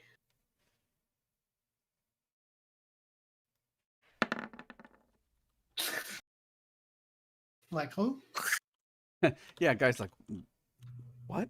What are you talking about? That'll sound great on a roast. That's probably what he says. Don't you still? Who has inspiration still? Is it Torn or is it Guy? It's Torin. It's Torin. Oh. And I am Not helping. doing Terrible nothing. at it, yeah. Udo's like, yeah, I understand what you mean. You just move it, and he starts doing kind of understanding what you're teaching him, what the recipe is to follow. I mean, he's literally been asleep for like the last 36 hours, so he's ready and wide awake. Roll me a d4 for the chemists. Caliban. Okay, there you go. Sorry. Okay. So they're able to make one antidote, and then you go ahead and you roll me a d6, and Udo roll a d6. Who? Sorry. Yes, you and you other guy too. Yeah, so just you. I'm pointing right at you. So you make 10 antidotes, and you feed it to Ooh. the people, and they stop sweating. And over the next couple of hours, nobody turns, and you're able to administer the antidote to the rest of the group, and they're the 12 people who you've dragged across the bridge and out of the tavern. Kind of roll over and adopt a calm sleeping profile, and some of them are snoring. Some people are, talking in their sleep, and their feet are twitching. But Do we need to do a second dose, or is this the Pfizer version? I think this is No, this this is the This the is the first Johnson dose and of Johnson Yeah. version. We have to come back in a month. Yeah, this is the Johnson and Johnson potion. Yep. And there may be some bad reactions where they grow a few tentacles. Oh, that'll be That's fun. true. That is absolutely But they're true. benign. They're just good for holding like a plate or a mug. They're Can benign. I, while they were doing this, would I have had time to cook? I would say, yeah, absolutely. Cool. It's a nice, large, grilled rainbow trout. Is it one of the ones you got in the Fire Forge? Whoa. I am not eating anything in this area. Mm-hmm. That's Oh. what started all this. I don't Uh. care who cooked it, where it came from. I don't understand what you're saying, Caliban. They cooked some weird fish or some Yeah. it was something they ate made everybody sick. Caliban, You just smelled it and you Yeah. got sick. that's an important point. You smelled a pot and it made you infected. So we've all kind of agreed not to eat anything here. Got it. Yeah, you were under someone else's control. Yeah, who like rations are good with me. All right, but this rainbow trout was from. It wasn't river. from here. Right. That was from the river. It was from the river and at where Oh, we're at. In the Fire the Forge. labyrinth. Yeah, I'm the- not. Yeah, Fire Forge. I'm not eating anything from the labyrinth, but y'all enjoy yourselves. So who's eating the fish now that guy sautés it, has his cutting knives out, and he's like cuts it all up. I mean, Caliban and Torn, you're super familiar with Guy, and his chef technique, and he cuts it all up, and makes some nice fillets, and like, okay, everybody, dig in. So who Let me eats? see. So I'm kind of dejected. I'm And I kinda just, 50-50. It smells I good. follow Caliban's. I follow Caliban's Recipe? advice, but I still feel kind of dejected, and I just stare at my fish. At least it's pretty. Yeah, it's I was I say, really maybe tempted. the posh will have some. it's seared. Seared to perfection, like Guy frequently does. Does he actually like cook it over the embers of a burning building? The embers of the thermite, yes. Is anybody gonna eat it? Abiba is right on the fence. I don't know. If we're taking a short rest, Silas is playing his lute, but he is not eating. Can you put some in Fid's mouth, even though he's dead? I'm afraid of what might happen. Undead tentacles. Okay, I'll take that as a no, that nobody's eating. Oh, sad. So I guess I take the moose out. Nobody want to eat this either. What moose? Oh, the Like chocolate mousse, or what is it? No, it's literally a moose. Moose. From when? From the It's same kind of place. gamey by now, isn't it? Yes. That's old, right? Yeah, I don't. I took vegetables. I have all kinds of. Yeah, I think I don't think you got a bag of cold in there. So bag of colding. So I'm pretty sure that's gonna go rank at some point. Abibe, why Un- don't you give unless me a wisdom saving throw as you smell Oh, this no. It's fresh? okay. There's like no air in the bag, right? So, While you know. smell this fresh fish that guy has just made. I mean, is the dimensional space a vacuum? That's a good point. Well, I guess if you put your head in there and breathed all the air out. You said a Oh my wisdom God. save or a wisdom roll? Wisdom save. I guess yes. it's the same. Save. Wow, a 2. I know. So you can't help but help yourself, and you take some of I this eat it. fish and you eat it. I'm starving, guys. I've done it. Wow. I mean, honestly, you live in a jungle village where you guys like We don't aren't waste. on the coastline. So anybody who goes fishing to bring back protein doesn't go to waste in your village. So you're like, yeah, I'm gonna eat this stuff. Yeah, I will eat. I will eat your fish. if anyone is spending hit die, they get an extra D6. No, are we taking a short rest? I don't know. It might be a good idea in case we get attacked again. I know Yeah, several of I us mean- are very close to death.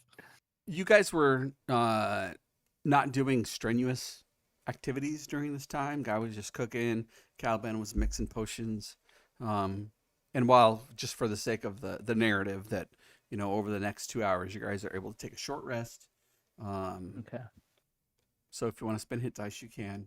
And BB eats the food that Guy cooks during this whole time. I will message you what How much happens. extra again do you say? 1d6. 1d6. Okay. If that's the case, 8, and then a and since I am D6. cooking, you also get an extra. Don't we have to eat the food? Let me I'll see eat it. here. I'm already eating the fish. Oh yeah, you get it. Yeah, if you use If you spend hit die, you still get the benefit. if you spend hit die. If you spend hit die, so let me know because I have a limited amount. If you spend hit die, you get an additional. You get 4 additional. Wait, what is that? Wait, this thing has changed. I think definitely give it to Torin. I think he needs it the most. Or do you have hit die, Torin? Hit dice. Yeah. He's out. Can- We fought can literally all every- night. It's true. Yeah, at this point, I have used up all my hit die. If you use your hit die, then you get an extra 1d8 with my treat. So let me know who uses that treat. I'll use it.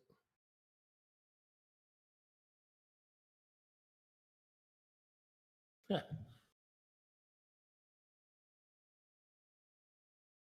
Just one. Just one.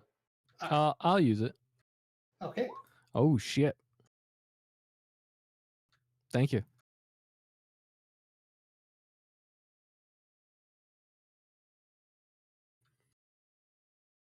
But that might mean you eat the fish. Is it a fishy treat? I eat rations, but I pretend I eat your fish. Would you like me to roll a deception check? Yeah. Yeah. When you're not looking, we toss it into the flames. That's a 22.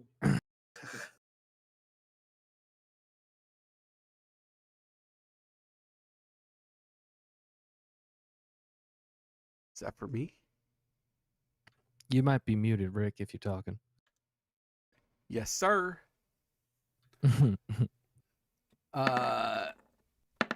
Yeah, 22. 17. Oh, and you use luck. Very nice. Yeah, I don't like that it's automatic. I feel like me clicking it feels better. Mm-hmm. Yeah, we all miss rolling real die. Mm-hmm. Oh, I got some nice dice now too from Wormwood.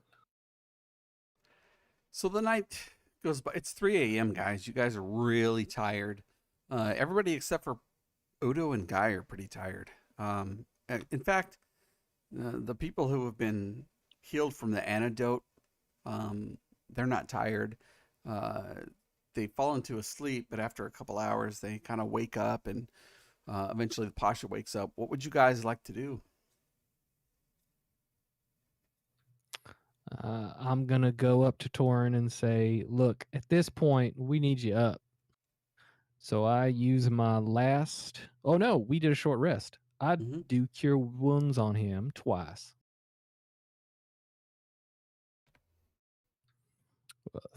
29 points of healing.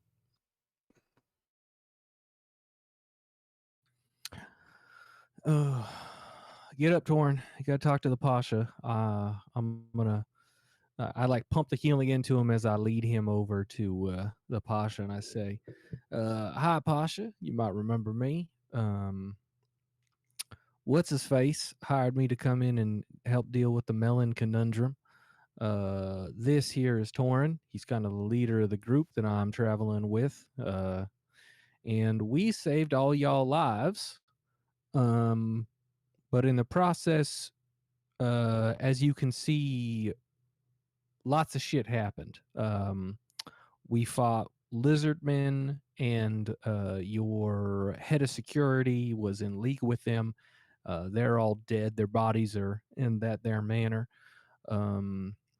You all and all of the animals around here were infected with some type of concoction made from the blood of fiends, and it caused people to become these tentacle monsters.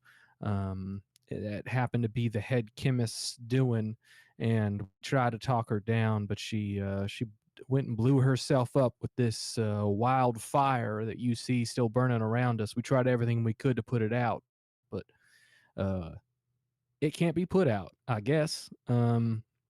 So I apologize for the state of things, but you're all alive because we figured out how to make an antidote. That would be Caliban's work. He's a hell of a man when it comes to herbs and such.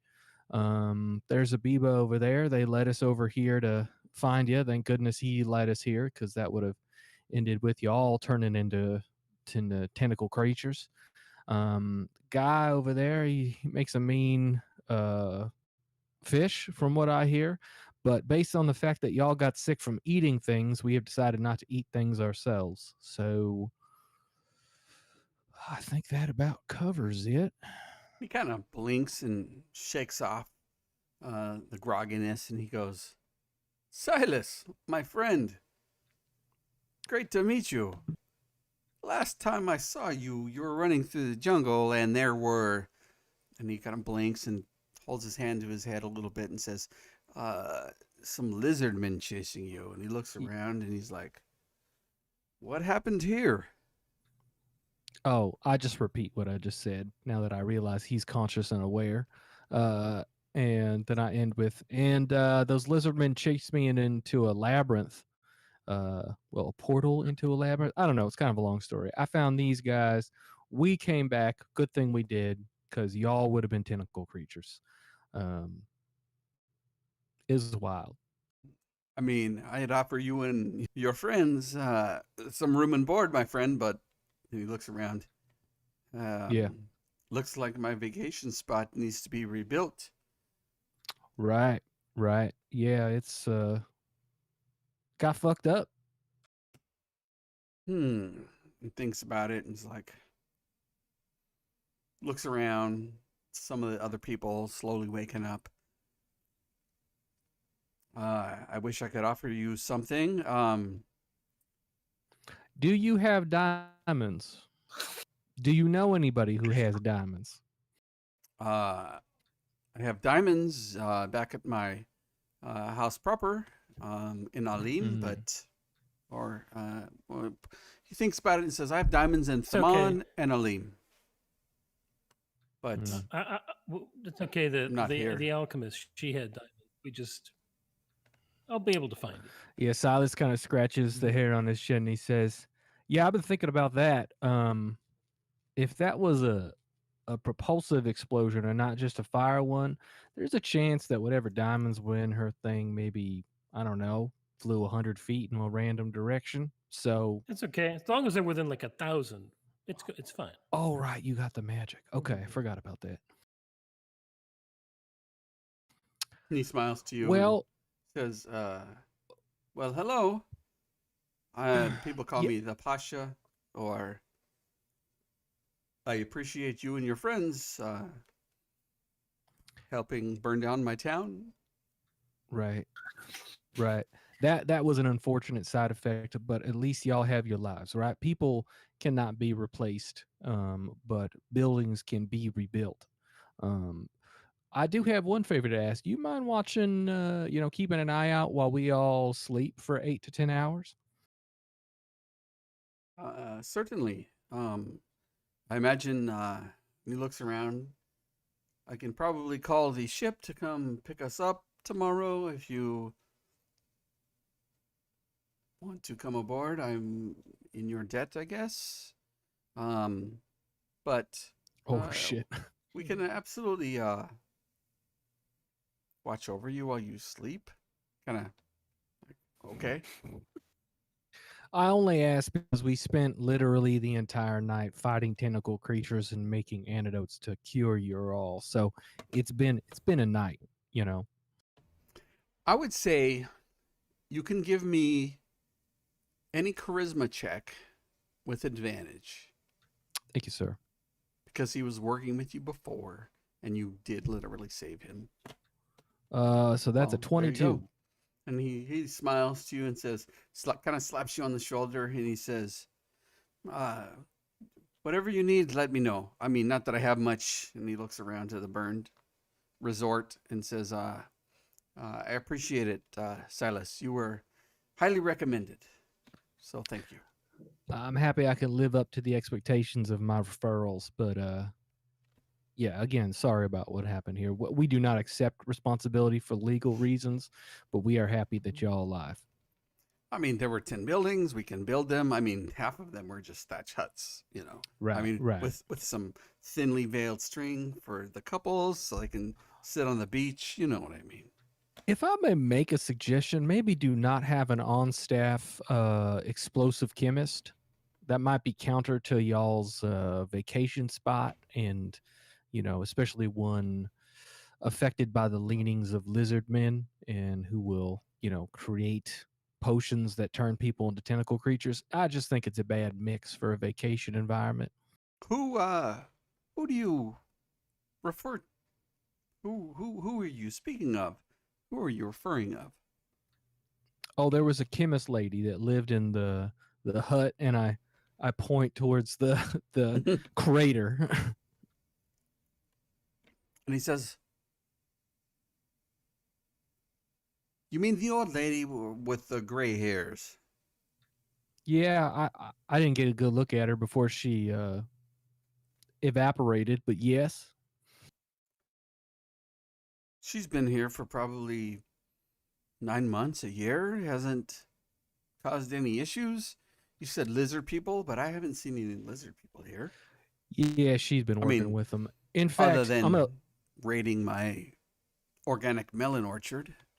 right. Yeah, see, that might be it. I'm gonna look around. Do I see the blacksmith around? The blacksmith turned into a tentacled creature. Good. Fuck that guy. All right, that's all I needed to know. Thank you. He says, certainly. I mean, he looks around. I feel terrible that I cannot offer you a soft bed with goose down feathers. It's but okay. as you We can already see- we already slept in yours. It's fine. Thank you. Very good. Then will say our debt is paid.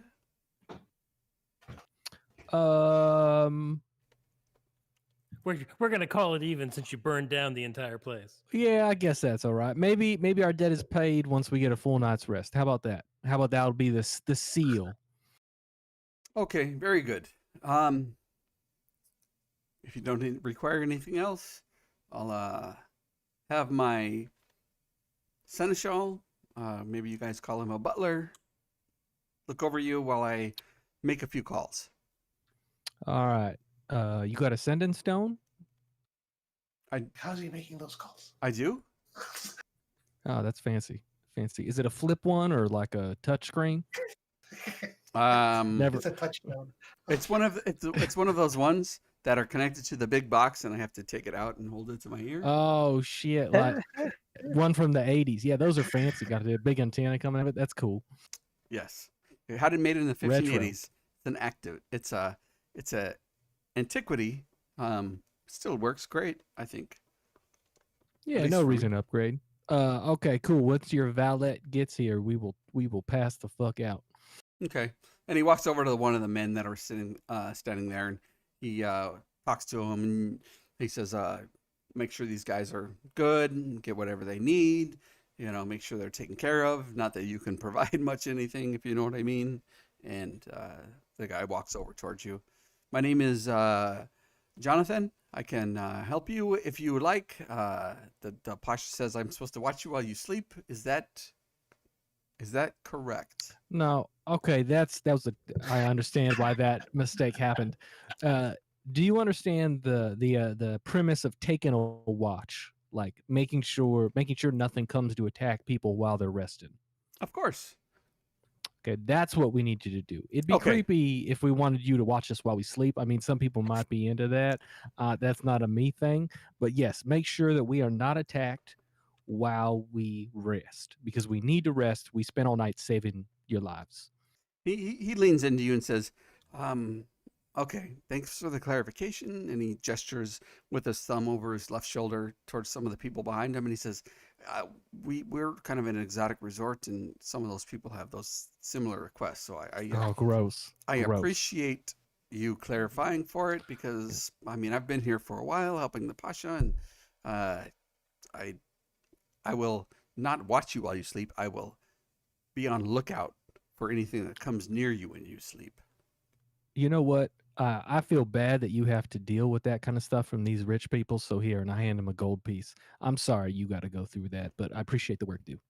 He glances to it as you hold it out, and his hand comes up quickly with like, keep your gold piece. Oh, all right then. No, thank you. Real quick.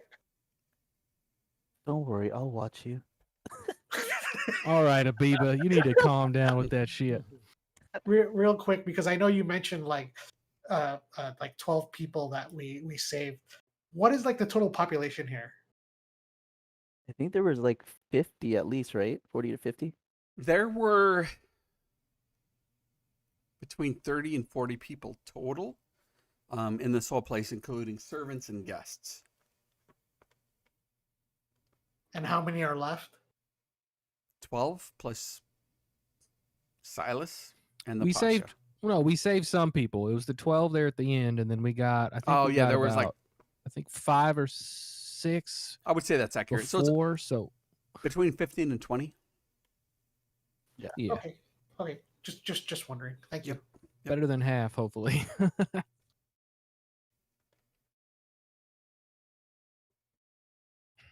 All right, and then I come back to the group. All right, well, I think we're finally going to have a chance to sleep. If anyone feels a need, please, you can set up a watch, but I think we'll be all right. They're all well rested. They're going to stay up and call in a ship to come pick them up. And then in the morning, we can either get that diamond or use those unguents, right? And bring back Fiddle. I mean, that was the whole point of coming down here, right? And then we got to go.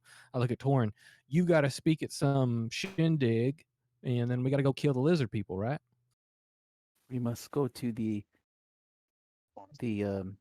tribal meeting. Mm. The king must speak, Oh, yes. and there's Oh. the ziggurat. Right, And, right. The ziggurat. At this time, Udo walks over as you're having the conversation with the butler guy and Abibe, and he says, I feel fantastic now, and I appreciate you rescuing me from these serpent people. I can also take a watch, but Abibe here is right. You, and he gestures towards Torn, should speak at the gathering.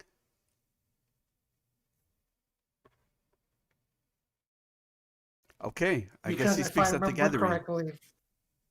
the gathering because there was that village and they all gathered up at a place, right? Yes, they Yeah, all we're left the looking village to gather for- with the um, Other leaders, 13 possible leaders. Gotcha. remaining tribes. Yeah, like I'm remembering now. we're down here at the South end. yeah, the south end, and the shindig and the ziggurat are up here at the north end. Right. Gotcha. Cool. Thank you. I'm sorry, guys. No, No, it's all good. You've been gone a while. for sure. Good to have you back, buddy. Yeah, and it recaps for us too. So he says, Abibe, he looks to you, Abibe, and he says it into your native tongue. I will look over the group. You can trust me, and I will make sure that nobody disturbs you while you sleep, and I will make sure to rouse you if any gestures to the puddles of tentacled mess, any of those things come out of any of these guys. I grasp him by the shoulder and I say in our language, "It's good to have you back, Fred. Thank you. We have had a long, long day." And then I Of look course, to the group and please, say, Take a rest. "Yeah." Oh wait, Udo will Abiba was also the watch. last scout, wasn't he? He was the There last was scout one more that from your the tribe. king told me to release. From your We tribe. had one from my tribe, yeah, and then there was another one that we came across in the village, but the king gave me directions that I followed implicitly, and then I came back and they said, "Wait, wait, wait," and he was gone. Yes. It's too late. That I was absolutely happened. like, but oh, whoops. It's a great king. He's a great king. Yep. So, Kingsman, what We would you can guys like to rest. do? Long rest, please. Long rest. Level? Yep. All right. Let's No way, really? So Abibe's taking a rest, and so is the butler. Yes. The night goes by as the flames burn down the palm trees, the remaining pillars of these buildings. But you guys get a long rest. Get your spell points back. Get your hit points back. Get your half your hit dice back. Dear sweet Jesus. Wow, it's been so long. Has it? I've been And- tapped out. Yeah. It's been so long. You wake up and it's probably noon with the sun shining over your head in the middle of the sky. DM question. Yes, sir. Do my maximum hit points reset? Yes, sir. Yeah. Yeah. So anybody took necrotic damage or otherwise, your maximum hit points reset. Yeah, I think it was only 5 or 6 fights throughout the night, and that was after we had already had like 2 big fights. There was So a lot. Yeah. Yeah. I also remember Torin had like resurrection sickness. Is that all gone too now? Yes. Now? That's been gone, Okay. yeah. Yeah, they had to travel Oh. after the rescuing of Udo. They had to travel several days to get to the Nonstop, yeah. Marinat Kariba. Yeah, it was nonstop fighting. I don't think we only got to short rests. Yep. So yeah, while you guys take a long rest and get your hit points back, I need to take a couple minutes to use the little boy's room, and I'll be right back. Sweet. I'll refill my.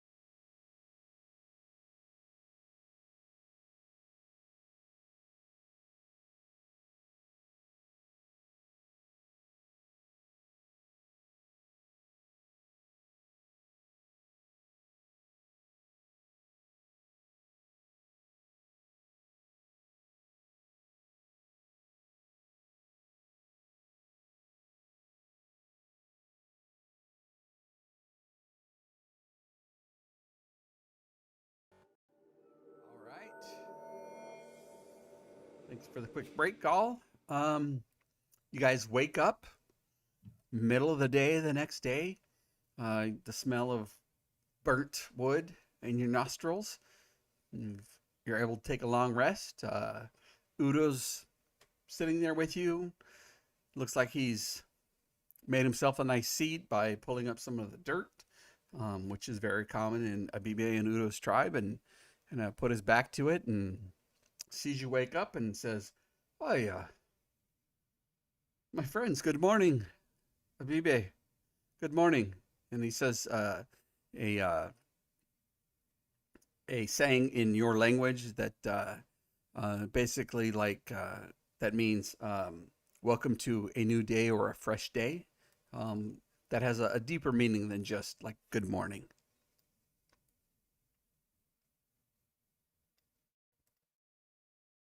What would the Kingsmen like to do? I'd like to go back to the location of the shack, that the epicenter of the blast. Okay. You And once there, head back over. There's cast a locate object. huge crater. Okay. You cast locate object, and what are you looking for? Looking for the diamonds that, in theory, she had. I got the impression that we thought she had diamonds on her, that she had taken payment in diamonds. She told us before blowing up that she had paid the lizard people and they had left. So hopefully she had some left over. Well, no, she had given them something she had concocted, and they paid her. That is Mm. accurate. All right, cool. The gentleman from the Dark Raven tribe had said that the payment was supposed to be in diamonds to whoever the lead person was. And that's where you got the lead on, hey, there might be diamonds here.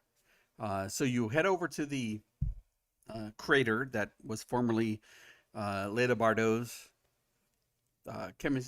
chemic workshop.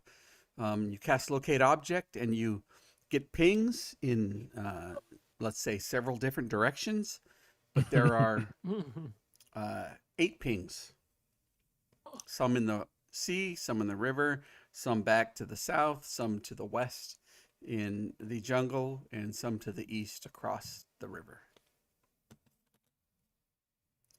So you spend the next half hour tracking down these diamonds, and you're able to come up with 8 diamonds worth 50 gold apiece.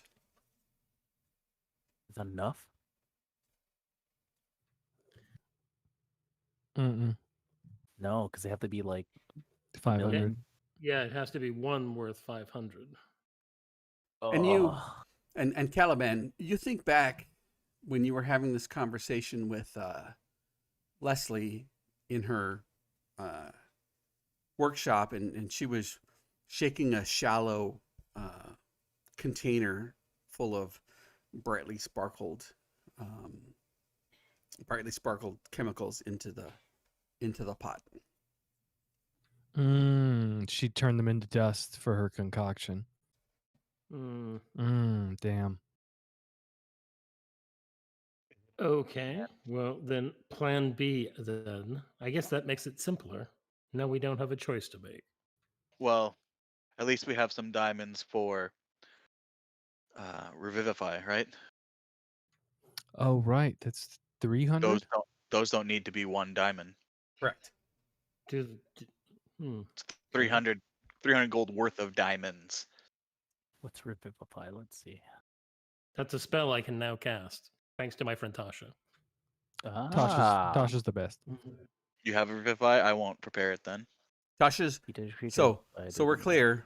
We haven't done Tasha's yet for this campaign. As soon as you guys level, you can readjust your characters, etc., and Tasha's good.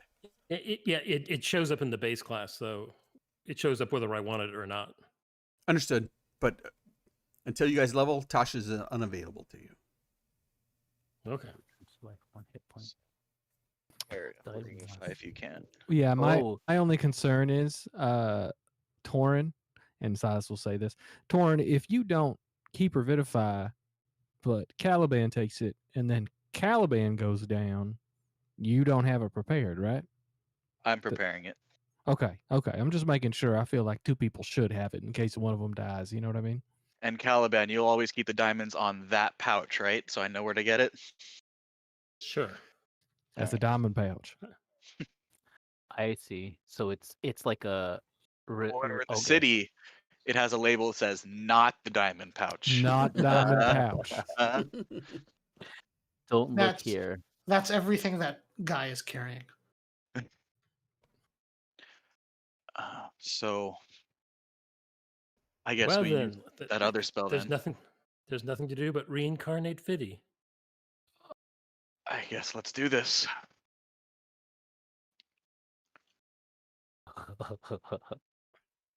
So who would like to roll?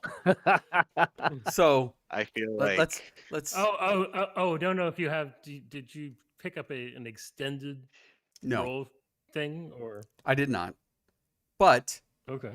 so as you guys make your way through this village, Caliban's like, looking up, licks his finger, holds it in the air. Okay, over here, and he picks up the different diamonds, and you guys get together, and he counts them out, and he's like, it looks like there's only like 8 pieces. They're probably worth between 375 and 425. I don't think we can help Fiddy, but I can also do this other spell, and he describes reincarnate, and everybody agrees. Okay, and you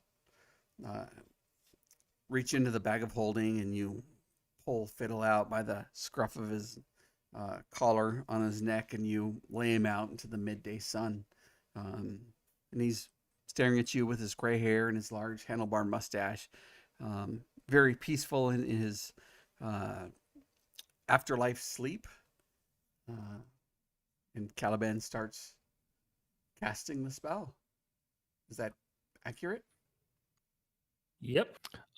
I feel like there's some poetic justice if They come back as a dog. no. If you roll it because you're the one being reincarnated, so give you some agency as what to what you come back as. I would say that's either fair. way would be either way would be great. No, I it think takes an I think hour. we should. It's a D100 roll. Holy, there's 100 different things I can come back as. Yep. No. There's only. Oh, okay. That would be cool. It's like It's not as interesting as Steve's table, but it's an anteater. Damn. Yeah, if you're using the standard table. There's only 1, 2, 3, 4, 12. 5, 6, 7. Yeah, something like that. Oh, it's like a range, and then Yeah. you come back as something. Yeah, there's nothing super. It's just the player's handbook. it's just the race table. Yeah, it's just the race I table. thought I was gonna come back as like Yeah. a. It's a bummer that it doesn't have the extended stuff like stuff that's in the newer books. Got it. That's crazy. I don't know. I'm like super excited right now. I don't know why. Roll that D100, man. Let's Right see it. now? Yes. Yeah. Holy shit. Oh my god. Oh my god. Oh my god. Does it also do gender? No. You No. can. That's an optional rule, but that's up to the DM. If the DM says no, then you come back as. Okay. What do you have? What do you say to that? Is there a gender role, or is it just come back as same I gender? don't see gender role in Raw, so I guess no. Okay, so just mean- the straight 100. But I guess it's up to you. Alrighty, I'm gonna roll it. Wait, where's the D100? If you Here it want to is. do gender change, we can roll another D100. How's that? Okay, cool. I'll do both. So here's Okay. The race you The come back r- as. yeah, that one.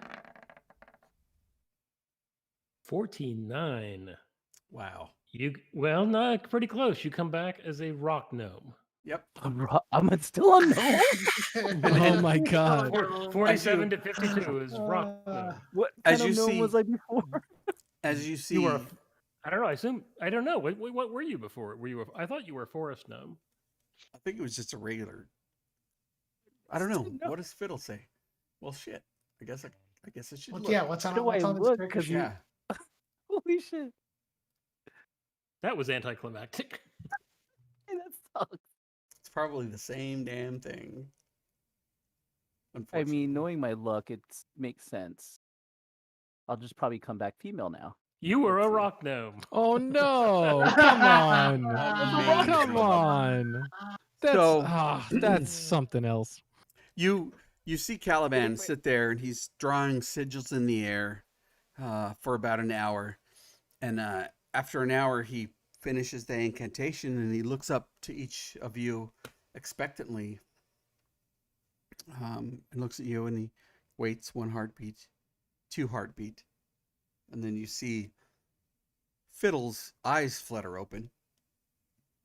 Give me a D100. Good. Yep, give me another D100. And he leans forward on his elbows. He breathes in deeply, and he's like, I'm pretty tired. How are you guys doing?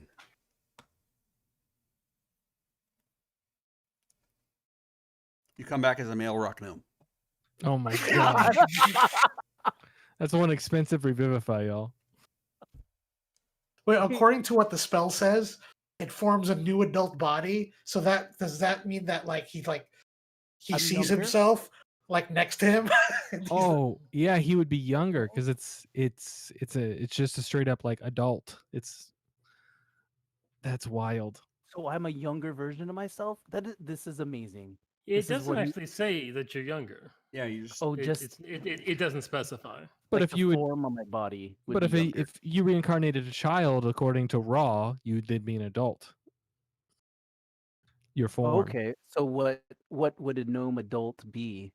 I'm just saying that his old body is next to him when he wakes up. So, oh, what? That's messed I up. just got reincarnated as myself. You Yes. got reincarnated Oh, as a my male God. gnome. Are you kidding? You're kidding me. No. Was it really 50-50? Yeah, like for it's female or male? 50-50. Feel, right? Yeah. You said, Oh, yeah, well, let's God. do that. And, well, you rolled 55. You're a dude. Wait, how much are unguents? I think this is cheaper than no, the it's 1,000 No, worth of it's- unguents. Yeah, it's Wow. twice what Raised Dead is. Hi guys. But you don't necessarily have to look the same. I'm gonna have like one black streak of hair. I'm not gonna look any Yeah. different. That's crazy. You wake up and you guys see Fiddle kind of lean up on his elbows, and he looks to each one and he goes, oh, what's been going on? And there's a black streak of his hair kind of hanging down over his left eye, moving in the breeze over his left cheek. Silas is just gonna hold his hands up to the sky and say, "That was anticlimactic as hell." And then Fiddy's gonna be like, "Hi y'all." Oh, great! Is he gonna do that the whole time? No, I'm not. Just Amazing. smack him. That's for dying. I'll point at the new 50, and then point at the old 50. I go, he has your stuff. Yeah, you should probably get dressed, you naked gnome.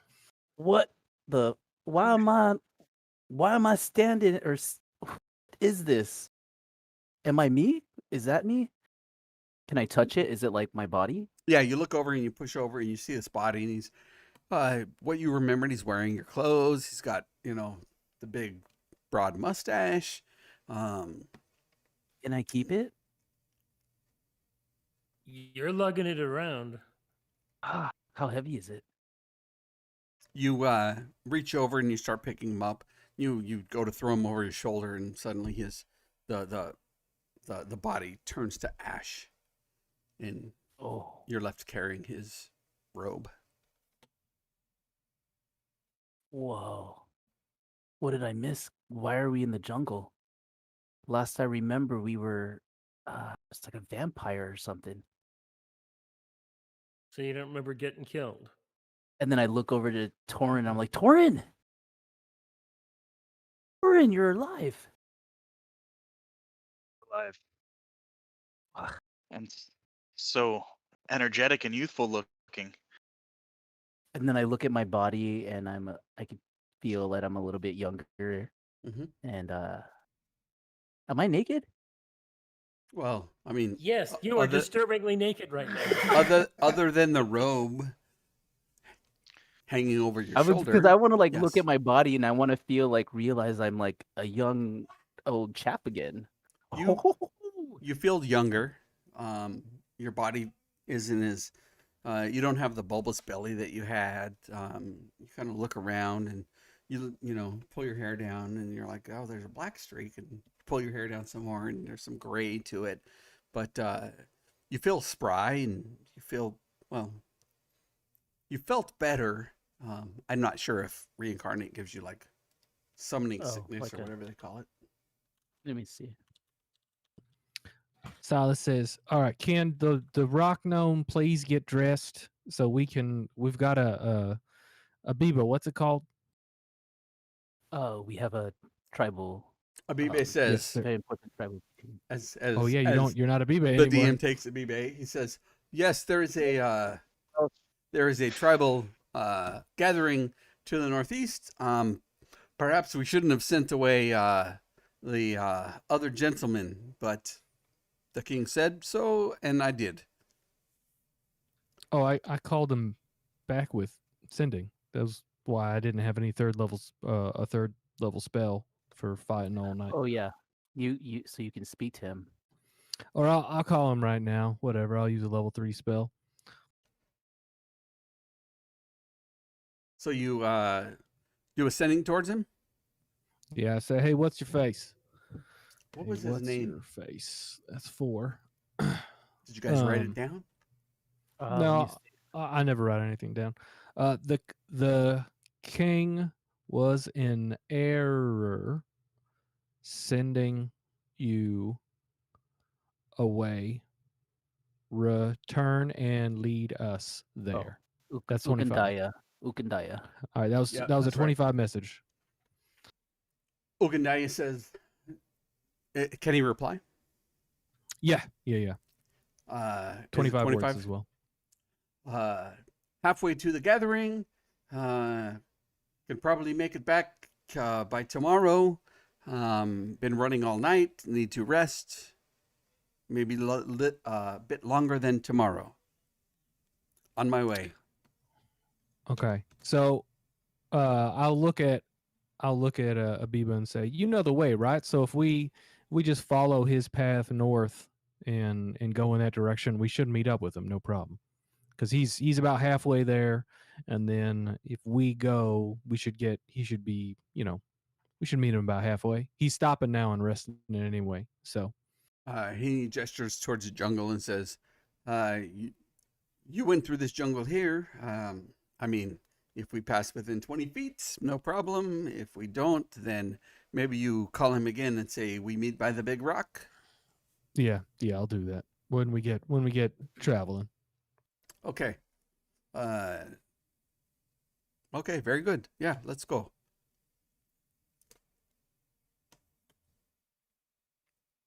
He looks at the rest of the group. Get on a knee and like put my hand on Fiddy's shoulder. You gave up your life trying to save mine. I'll never forget that. You're braver than any of us, Fiddy. Oh, Torin. And then a little tear comes down. I appreciate you too, my friend. And then I also look to Caliban and I look at him and I say thank you as well. And then as I pass by, I say, "It's King Torin." King? Yeah, you've been out for a little while. Get him started. Oh, that's why I bow, and then I bow my head down. My I get king. up and groan and walk away. Okay, then I start putting on my robes. I was naked the whole time, so thank Yeah. you for Yeah. that intimate moment. I was waiting for you to hug Torin. Waiting for you to yeah, I hug was Torin. like, my hands were out, and I just bow instead. He puts his hands out towards you, Torin, and you kind of move back, and Good thing you then found you were a king. You would have gotten he a hug puts- instead. he I puts his know. right hand in front of Glad his. you only placed your hand on his shoulder. Yeah, it was right when Guy said that, I was about to go in for the hug, and he said he's a king now, and I was like, The oh, cube. Yep. And Yep. and as that happens, Fiddle, while it didn't happen on your journey from death back to reincarnation or resurrection, or because you're the same Whatever. damn dude except for a little later, what the fuck? so you start seeing. I gotta find that handout. Shit, I just had it. Well, damn. I'll just make that shit up. All right. Okay. And you start seeing Caliban, and he's sitting on a throne, and you're across the hall from probably 50 feet, and there's checkered tiles, finely polished, tapestries hanging from your left and to your right, and you see a gray-haired man with a handlebar mustache. It's not a man, actually. He's a gnome. And he leans forward, and he whispers into Caliban's ear,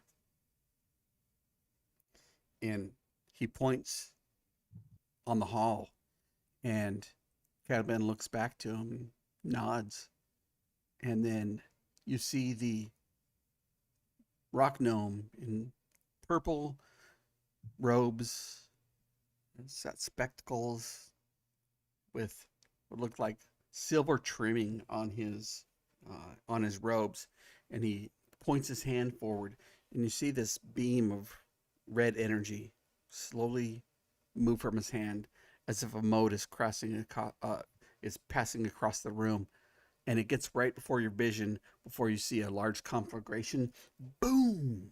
And you shake your head, and you're back smiling to your friends.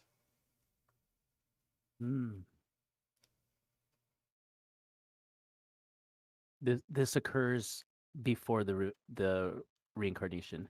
No, this occurs right now when you look back to When I look at Caliban. Caliban and say what you say, and then you Oh. suddenly like blank out for a second, and that's what you see. Okay. I'm gonna shake my head and then kind of do a double look at Caliban. And make this weird face. I don't know what Caliban reads into that, but I'll make a weird face and then I'll look around, and for now, I'll keep it to myself. Okay.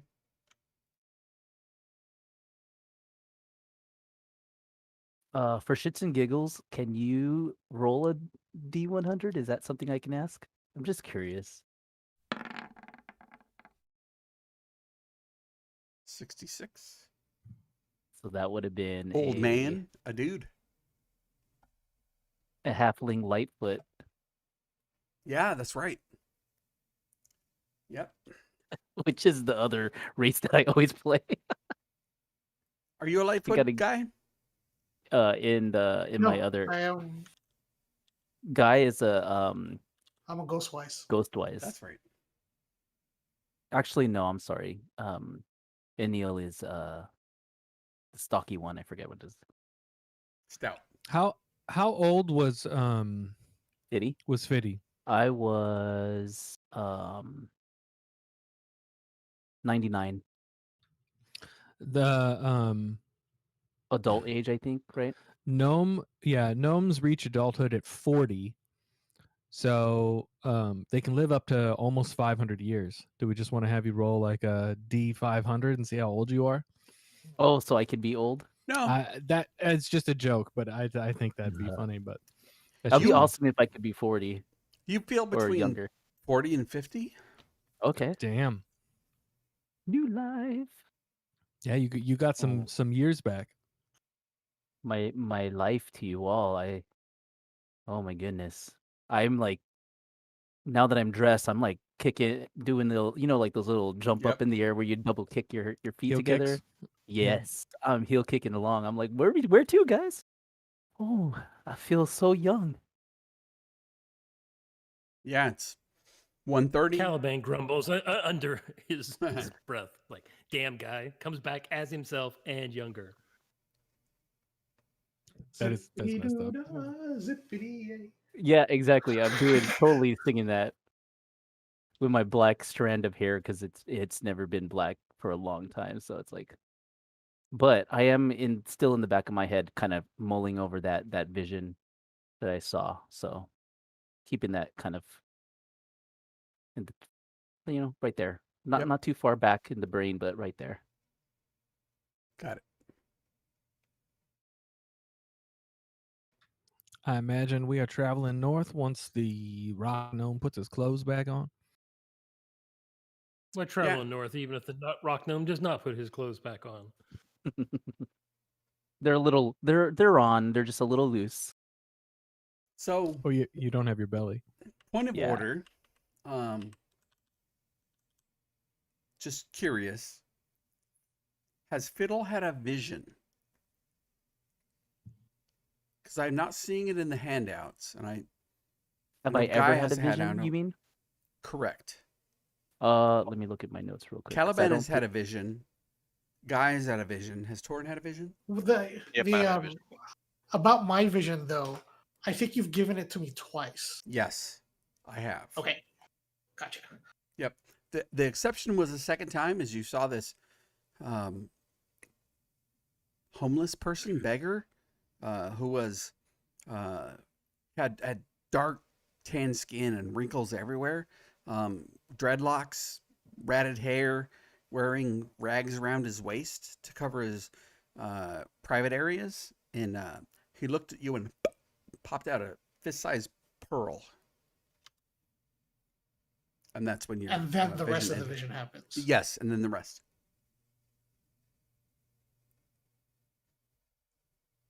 You're Yeah, unmuted. That's correct. Then the rest of the vision happens.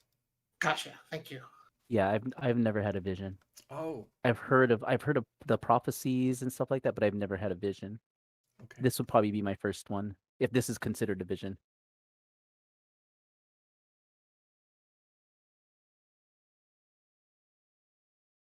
I have it. Okay. So we'll kind of rewind here. And so you sit in this large chamber, and you are almost looking from a third person perspective and through somebody else's eyes. And you lean close, your hands covering your words. The crown of flame, it doesn't burn you as you draw near. Your wise words a warning, and eyes flash, drawing their own sigils in the air. A bead of red from a ring finger smites the enemies of kings in the great hall. It's the last great hall of your enemy. Shards of marble and glass left in your wake. You advised kings, future kings, before, and seeing these children go to fulfill their destiny, it fills your heart with joy and dread as you look upon royalty around you, each face wreathed in the flame of their own grim determination. You rise above the dust and dirt to face your foes, kings in their own right, eye to eye above the desolate landscape against the dark sky of burning embers. A black palace shadowed and flickering atop a plateau in the light of an immense cityscape, black and burning, illuminating the skies and the black castle above. Bodies, pierced and rotting, rise above the walkways of an ancient society bearing familiar faces. Former rulers, kings, and those you have tutored when they were young. Passing through the black streets, more bodies line the roads with faces even more recent. Mirniath Coop, mistress of Nebetka. Atefa Rafik, owner of the Red Mark. Kira Mirenre, owner of the Quiet Dragon. Nebetka Ediferis, owner of the Catal Free Merchant Shipping Company. Flying ever faster up the long and winding roads, and ever-present bodies glare down at you from the piked prisons. Faces of Encaro, Alana, Duke Durian, and the Empress Lakeisha. As you round the final corner to continue up familiar walkways, painted black and red from soot and spilled blood, large humanoid shapes look towards you, immense against their surroundings. Turning, their faces glow in the firelight from below. Instantly, you recognize gaunt and pale faces of Torrin, Caliban, Guy, Zolt, Silas. Enemies surge forward with taut skin, wild hair haloed in the flame of the dying daylight. Above and below, the kings charge ahead, your words ringing clear and strong in their minds. A final battle in the final days, seen through the eyes of countless, the eyes of peasants, eyes of kings, the eyes of Eleren. They look upon you, nigh. They look to you in what may be their last days upon the scorched land. Yet, you find yourself in a hidden library. Circular shelves line the room and extend beyond the limits of your dark vision. Books float about you, swirling, winding, spinning from page to page, turning in front of you as you pour yourself into every volume. A nondescript tome floats before you, glowing a soft yellow glow, and it opens to images of storms and rain. A beautiful elven face of a woman drenched in torrents, of the pouring rain and unbridled sea. Around her, dark moonlight spears through the black clouds overhead, bright green eyes like fire in the night. 20-foot waves falling across the deck of the ship. The smell of brine and the crack of thunder dominate the senses of your being. The chalice of crowns alight as the name on the rear of the ship, and at the same time, the bow of several other ships loom close. The crack of lightning close overhead as the long tentacles of the kraken reach upward from below, pulling the crown and the chasing vessels to the deep below. Flotsam and jetsam wash up upon the shores as distant thunder echoes far out to sea. Sea of desert before you. Bright green eyes organize the survivors as they pull the wealth of parchment deeper into this foreign land, the sun high in the sky. Fiddle, fiddle, the soft brush of a quill against your cheek. Again, the words in your mind echo in your ears. Fiddle, I finished my morning prayers. They shake on your shoulder. You come awake, handing you a scroll closed by a ring of onyx and platinum. No, the feathers against your ear. Speak. Are you ready? You come awake. Caliban looking down to you. You look the same.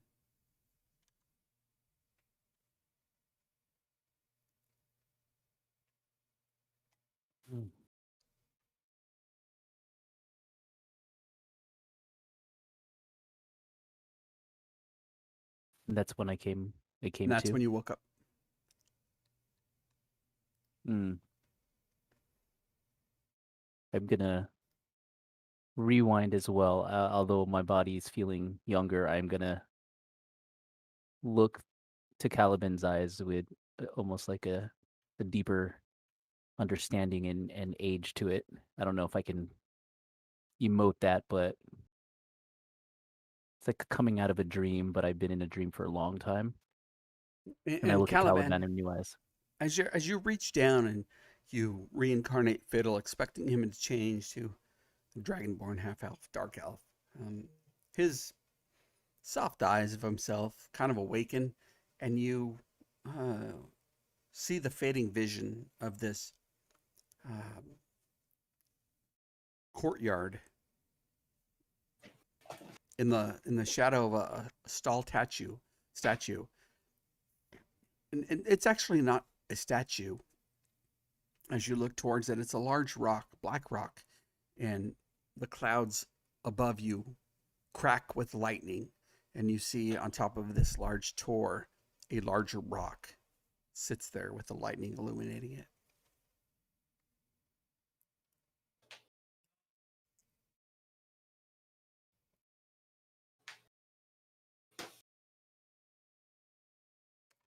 So yeah, that happened. Wow.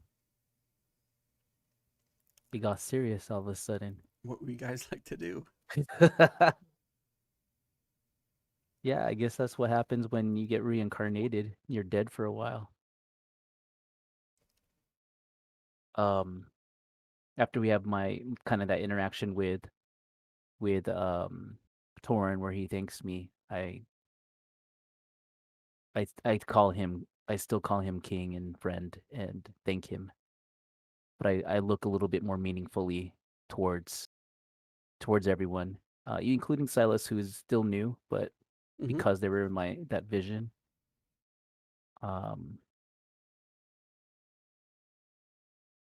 Yeah. It's like kind of like the idea of someone who's had to grow up all of a sudden. Like I'm no longer a child, even though I'm young. Yeah, for sure.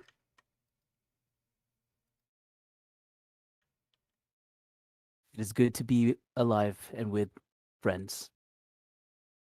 Friends for who knows how long we've been friends, but it's good to see you all. And you say that, and it feels like more than 40-ish years you've been alive. Feels like more than the 100-ish years you've been alive.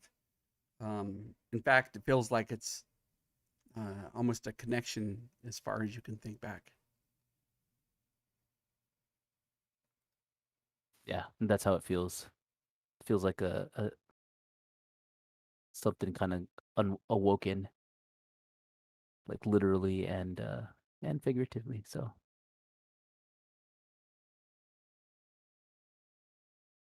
what is next on the agenda, guys? Sounds like we have an adventure.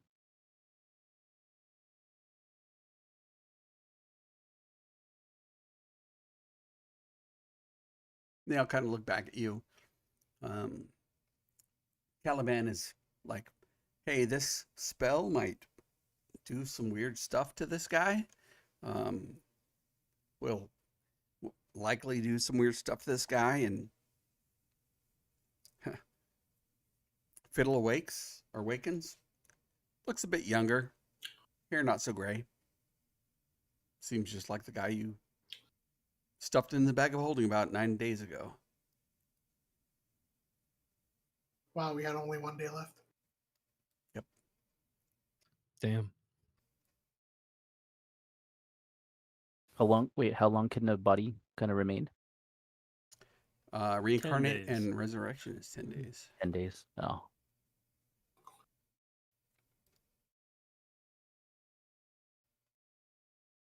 Push it that far, what don't you? Who's next to die? Let's go.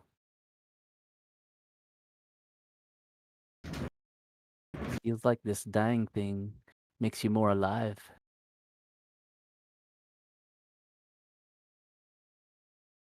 Don't jinx it. Yeah, take it easy for the next few days and try not to die again. FYI, Resurrection has a time limit of 1 year. Yeah, raised Wow. dead is 10 days. Yep. Resurrection's wild. Yeah, I'd say we'd just be traveling north if no one else has picked something for us to do. Baby looks back to the rest of the group and says, well, I think we're good to go, my friends. Shall we go? Hopefully we can meet up with Ugundayo. I will do my best to find a good he kind of Landmark? crosses his finger and says, yes, he points to you in your language, landmark. Yes. Shall we head out? Yes. He looks to Silas The and king? says, kind of in a southern accent, so you think we have meet them in a day or two, y'all? Are you making fun of me? No, he thinks He- it's like a dialect. He smiles really wide and says, I'm just trying to understand your the way you speak. We all sound like this where I come from. It's a small place, but it's a mixing pot, so it leads to strange accents. I really like it. Maybe y'all can take me there one day. Yeah, sure. Okay. And it's contagious. He looks at Guy and says, probably contagious. I'd rather have this than what, and he points to Udo and says, what he had, if that's okay. Let's go. You ready? And he, before anybody answers, he turns and starts jogging into the jungle. Yeah, let's go. So you guys move several hours into the jungle. Can I get a D20 from anybody? The king. The king. The King. king. It's good to I'm be the gonna kill king. all of you one day. As is your right, my liege. Our lives are yours. So Abibe makes it through. About middle of the day, you come up and he raises his hand in like the universal stop signal. As everybody stops, and he turns back to you and puts his finger over his lips, and you hear what looks like sounds like a slithering, and the footfalls on a hard dirt. They kind of scrape as you hear them. You've heard this sound before, particularly when you were first were, I guess, transported to this world of the toes of lizard people across a hard surface, and then they recede into the distance, and he nods back to the rest of the group. You guys continue another 6 to 8 hours before the sun starts to set into the distance. He looks back to you and says, it looks like Udo's pretty tired.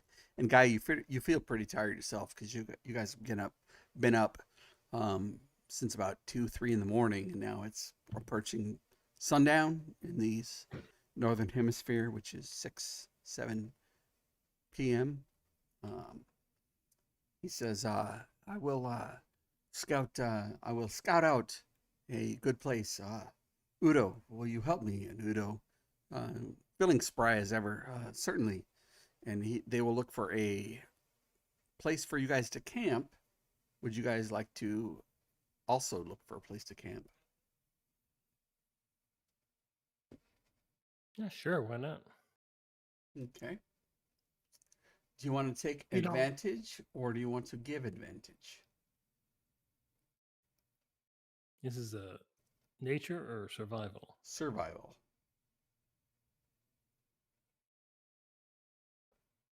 I'm pretty good at survival, so I'll roll. All right. So Udo will provide you advantage, and Abibe will take his normal roll. Give me a survival check. And I suck. And so does Abibe. And so you guys, and so you guys make your way, and you're following some of the game paths in the jungle. And I mean, it's pretty late in the day, and Udo's been up all night. And he's kind of bleary eyed, and he's like, "Yeah, over there." And you're like, "Yeah, this guy's tired. He just wants to find a place to sleep." And Abibe, the same. It's like, "Yeah, I agree with Udo. Let's go over there." And you guys make your way to what seems like a semi-decent clearing. Can I get a D4 from anyone? Before Fetty. The king. Oh. the king, I defer to my king. We're all Fetty. Oh, Horn did it. All right. And as you make your way, you break through some of the clearing, the jungle, and they all gesture. And there seems to be a brackish pond with some trees growing out of it, but the trees don't look too healthy. And the clearing is probably, let's say, 100 by 100, roughly. The pond is only, 30, 40 feet across. And they say, yeah, this is a good place to rest. I'm gonna look at the two of them and say, all right, now where's a landmark that I can tell our partner who's meeting us down this way, so that way we can find each other. So they both look at each other, and they 1 second, please. And BB starts to climb one of the larger trees, plum trees, and he looks around.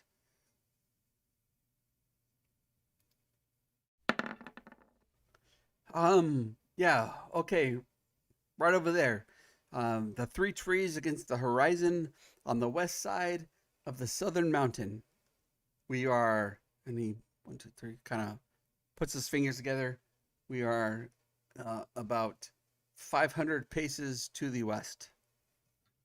I cast sending and just relay that because that was less than 25 words. And he says, very good.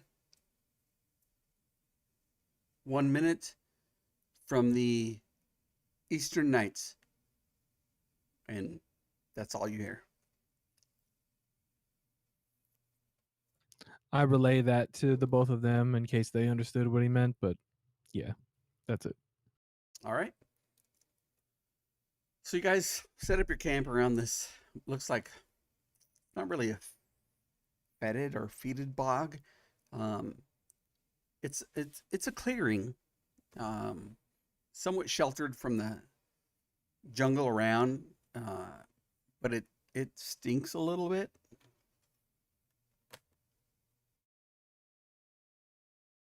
BB looks to the group. Okay, I think Udo needs to sleep. Anybody going to take a rest?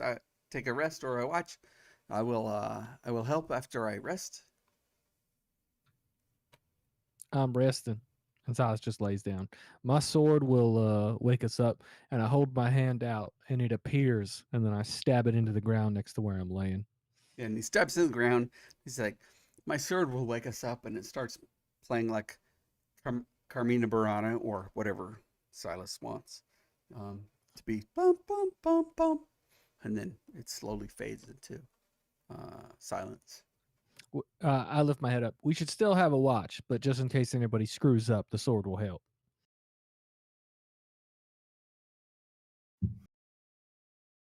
Fine, I'll take a watch. All right. Caliban, you're going to take the first watch?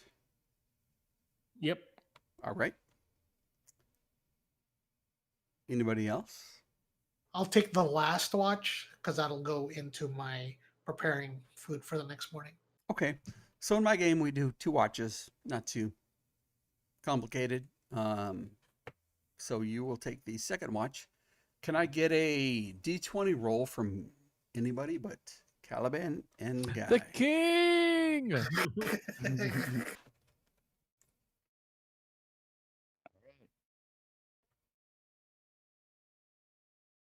All right, Dragon, Caliban, it's your guys' fault. you sit back and you think about over the last 24 hours what all has happened. You absolutely know you cast Reincarnate on Fiddle, and he literally came back as the same person. And you're just like, that just doesn't line up. I mean, That's even just, I mean, yeah, I'm going like, did I do it wrong? Did I just like, or did I invent a new spell? I mean, it just seems like that just was such a letdown.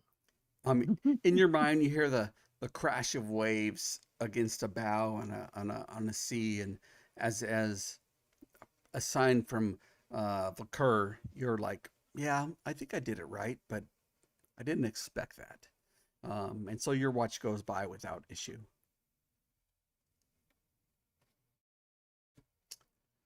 Guy, give me a perception check, and Torn, give me another D20 roll.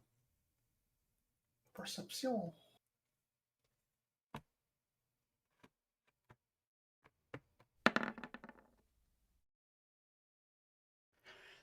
And so the second half of the watch, Guy, you're looking around, and you hear the animals, insects, the buzzing of the insects around you, and the cawing of the different birds in the evening. You think to yourself, and you look at all your sleeping friends, and it's very different from the visions and the dreams you've had over the last 3 days. And you know it's been at least 3 days. since you've seen them, and you feel a calling, and you reflect back to being on a marbled staircase, a king standing over you, his gleaming longsword reaching for your left shoulder, your right shoulder, statue standing behind you with a bay, 20, 30, 40 large ships out into this dock, these docks and these wharfs that, according to the sun, look like they point to the east. In the corner of your eye, you see a beggar man, skin dark, burned by the sun, bright golden dreadlocks, walking not like a man, but more like a monkey. His cheeks distended, and another man who looks a lot like you, wearing similar clothing, but instead of the cooking scrubs, they're more traditional, almost like a uniform or a gi, chastising the beggar person. And you blink awake, insects still cricket around you. And you look, you see the coming of the sun on the dawn as you hear what sounds like a person running from the northern side of your camp.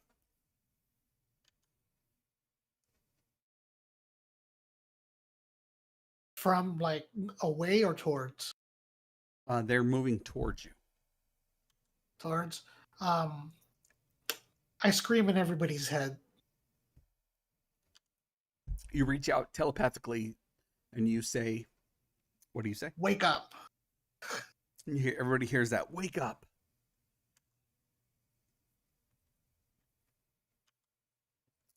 What do you guys do? Wake up. Wake All up, right. yeah. You wake up, and everybody leans forward. Through the brush, you see a dark-skinned man. His hair is what looks like shaven or cropped really close, wearing greenish-brown leathers, carrying a long bow over one shoulder, and it looks like on each hip is a short sword. Kind of move through the jungle trees close to you, hands up raised. Do I recognize him? No. Would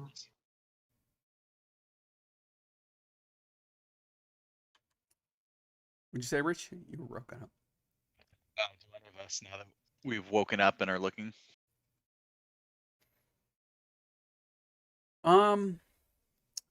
Give me a perception check as you guys rub the sleep out of your eyes and you roll over. And this guy says, wake up. Yeah, Caliban, you roll over and you're like, oh, it's the guy we rescued in one of those buildings. And Ukandayu, actually, you see Ukandayu smile. You see Caliban moves over and he says, you immediately recognize Ukandayu as you see Abibe next to you. Smile. Oh, Ukandayu, you've made it here. You made good time. He responds, I ran all night and I'm absolutely beat. Well, hello everybody. And everybody but Guy recognizes this individual as the person you rescued from underneath one of the bunks in the city.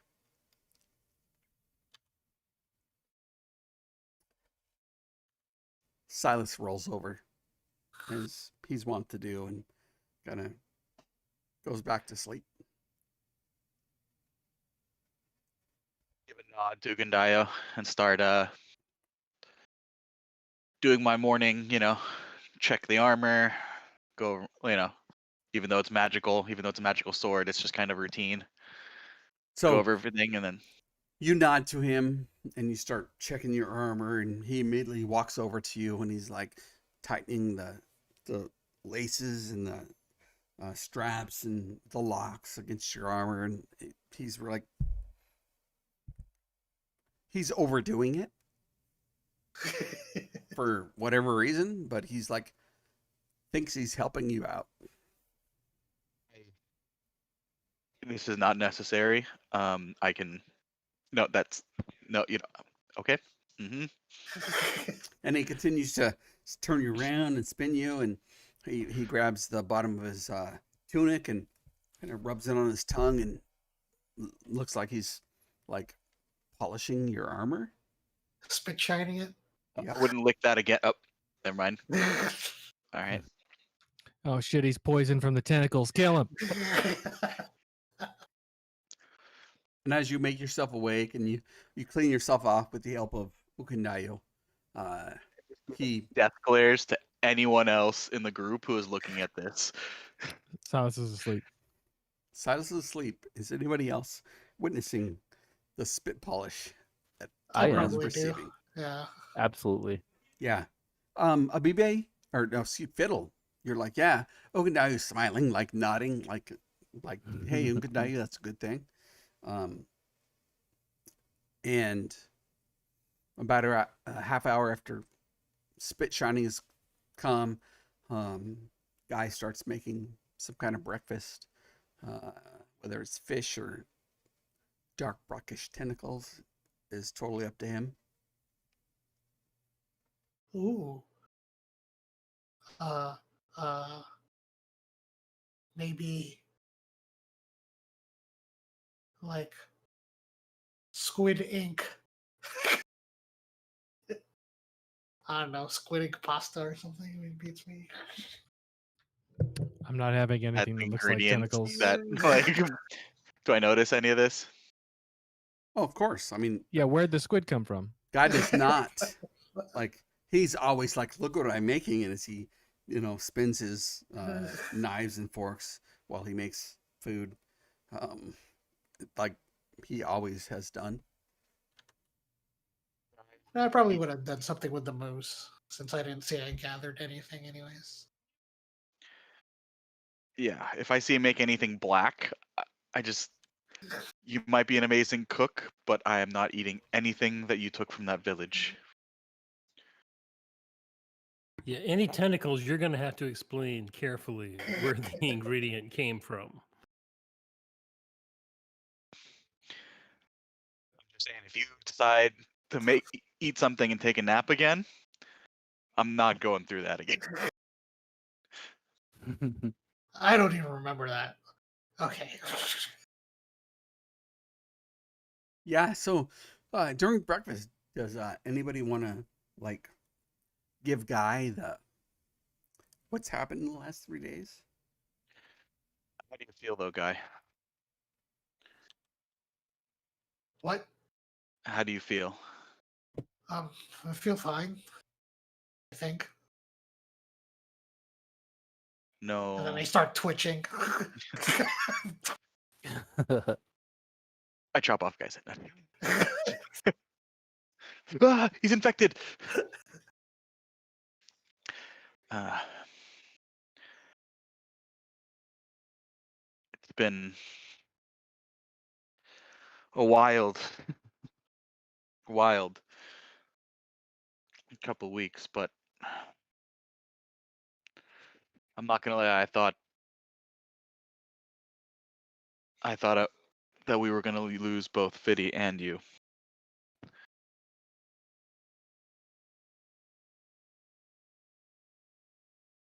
Comforting to know that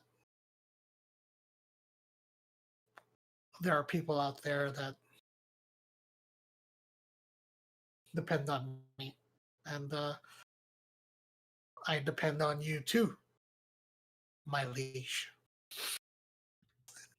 Shit. Poking the bear. That's all we're gonna do from now on. I mean, a king's got to have his cook, right? And I,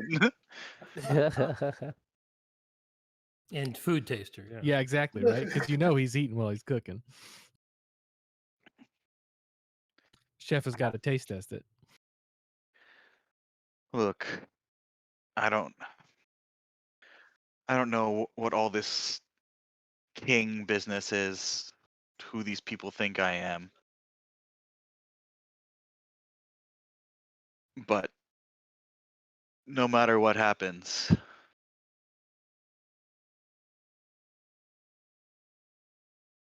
I'll always be that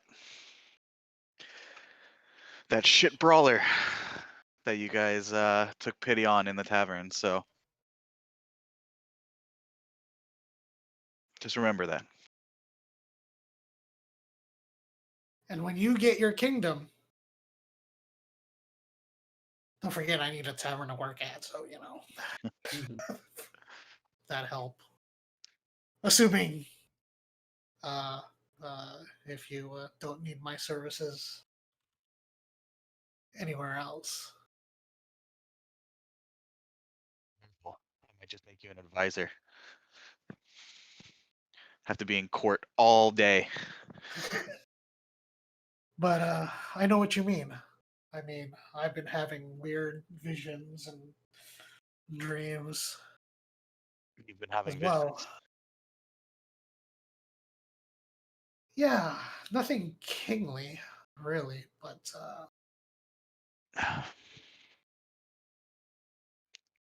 weird, odd visions. But let's just see where this takes us. I've pretty much lived my entire life seeing where a vision's gonna take me.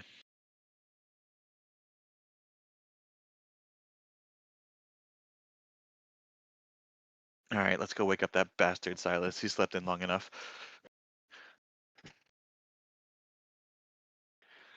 By the way, who is this bastard, Silas? Yeah, you should probably have the conversation before you wake him up. Yeah. Oh, Fiddy.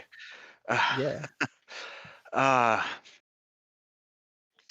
After you fell trying to resurrect me, the group did resurrect me, and then as we were trying to make our way out of the fire forge, we met this gentleman here. Goes by the name of Silas, some sort of musician bounty hunter. I'm not quite sure. His talks funny, but he's a right bastard, but he's all right. If you say so, what happened to the Birdman? What happened to Zolt? You didn't get to say goodbye to Zol.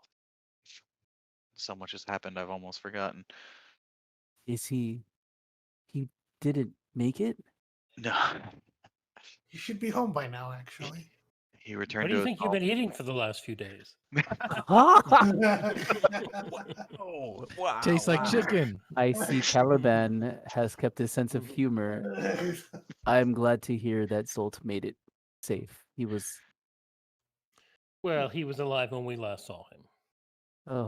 We gave him a good chance. You should have seen him take to the skies, Fiddy. It was a sight he to see. flew? He flew. I've missed so much. I would have He was liked to have seen that. he was willing to come with us to try to find a way to bring you back, but he has a home to go to. He has the opportunity to go see it. I think that's a chance that most any of us would take, so Oh, I do not fault him at all. I'm happy for him. That's what all of us, I think, wish, to either go home or find a home.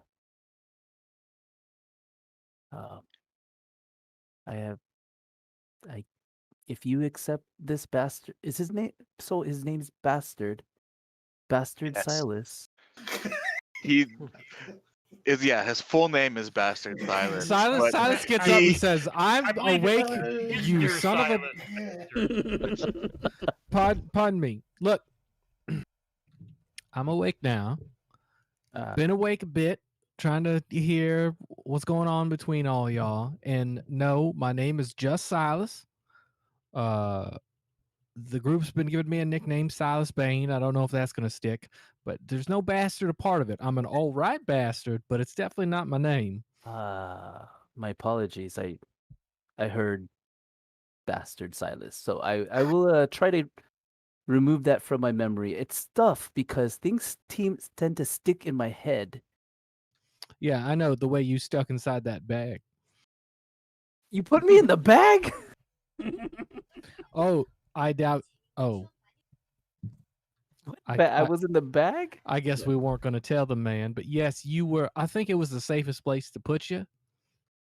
That's amazing. Well, I mean thank you. You're right. This probably was the safest place. I mean, look at my body now though, so that's very appreciative. Thank you. Yeah, of your body, Fiddy. that's a good point. Is his old body in the bag, or did we bury him? Like, no. how did that go? It turned to ash. Oh, Remember, it turned to ash. I tried to carry it with me. I wanted to keep it, but then it turned to ash. Yeah, You you know, you could have collected it and mixed it with water, made like a face mask with your own. ooh, or like a tea, like a fitty tea. Wow. I look at Tor and I say, I almost regret not using the table. Ah, well, we almost put you on the table, Fiddy. I would not have been opposed to that. You know that. Anything for science. Well, since y'all doing introductions, I might as well do it for myself instead of allowing His Majesty to do it for me. I am Silas. I come from a little hamlet nestled. Well, not really a hamlet; it's bigger than that. But a place nestled in between the two kingdoms. It makes me a man lacking allegiances, really. So I make my trade through bounty hunting, and I'll do just about anything for the right amount of gold. Luckily, traveling with y'all has been both beneficial to my coin pouch and to my life. So I figured I'd stick with y'all for the time being. You're an all right bunch, and definitely good to have around in a fight. Although, Fiddy, I have yet to see your capabilities, but I'm sure it's something to behold if it's comparing to the rest of these fine individuals. So the whole time Silas is talking, Pid's like nodding his head, and then like looking back and forth to Silas. I mean to Caliban, Guy, and Torin. Like, And then I do. Silas does a little flourish with his hands, and the sword disappears, and he says, "Well, I'm ready to go. If all y'all are." Ooh, fancy trick. This guy talks a lot, huh? Well, Silas, I might be a king of the land, but Fiddy here is a king of the sea. Mm. Well, where is my trident? I've almost forgotten. You see Ukandayo and Abibe kind of go down on one knee and put their arm across their chest towards Torn, and then Torn says that, and they both look at Fiddle and kind of do the same thing. Wow. Torn is smiling immensely when they're bowing towards Fiddy. I'm like, If they're that gullible, we're all kings. Damn it.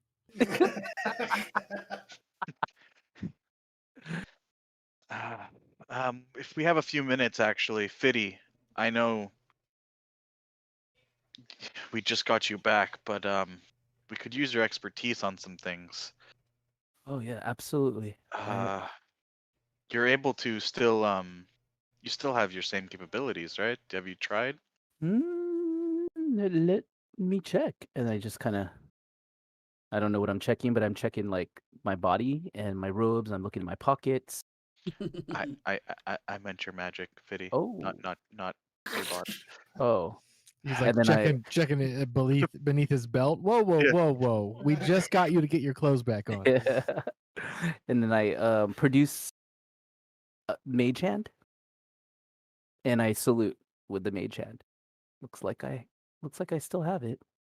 Are you able to tell us what these items are? Caliban, can you? Who has the bag of holding? Actually, is it Caliban or Guy? I think Guy has it.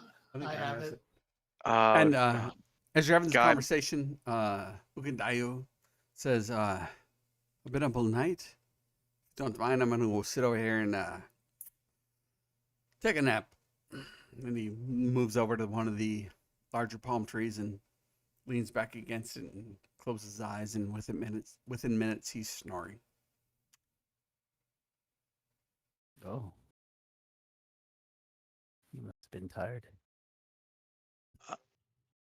I am he's going pretty to because Guy wouldn't know what the items are. I'm going to go to the bag of holding and pull out the axe that we found. Yep. So the axe, Mhm. X. the skull, and the wooden earrings. Okay. All right. But I'm gonna use the same handkerchief napkin that we stole from the Pasha's house To grab Mhm. it. to grab them. Okay. Let me pull up my Uh, notes. We found these, Fiddy, in that place we just came from while trying to resurrect you. They seemed odd and important, but we want to know what they are first. If you could. Absolutely. Yeah. Let's see if I do one object at a time, so it'll be No, Yeah. maybe some time. maybe you should try to detect if anything is magical first. Oh, I think that's already been figured out. We just didn't know how to. Identify. Oh, got it. Yep. No, we figured the axe is magical, but we don't know about the other things. Yep. But they Oh, seemed okay. important. Let's see. So identify if a magic item or some other magic imbued object. You learn its properties and how to use them. Yep. Okay. Yeah. Cool. I will do it on the axe first. All right. Let me pull Cast it it up. as a ritual. I'm gonna be keeping a watch while he's ritual casting. Let me pull it And at up. the same time, I'm hoping somebody's keeping an eye on what's his name that's sleeping. Oh yeah, Ukandaya. we're Don't want to turn around and then suddenly he's gone. Yeah, he's sleeping. Like it when he came into the camp, he was definitely winded and tired. Abibe says he's been running all night since you tucked in his head. That was like 16 hours ago. He wants to take a rest.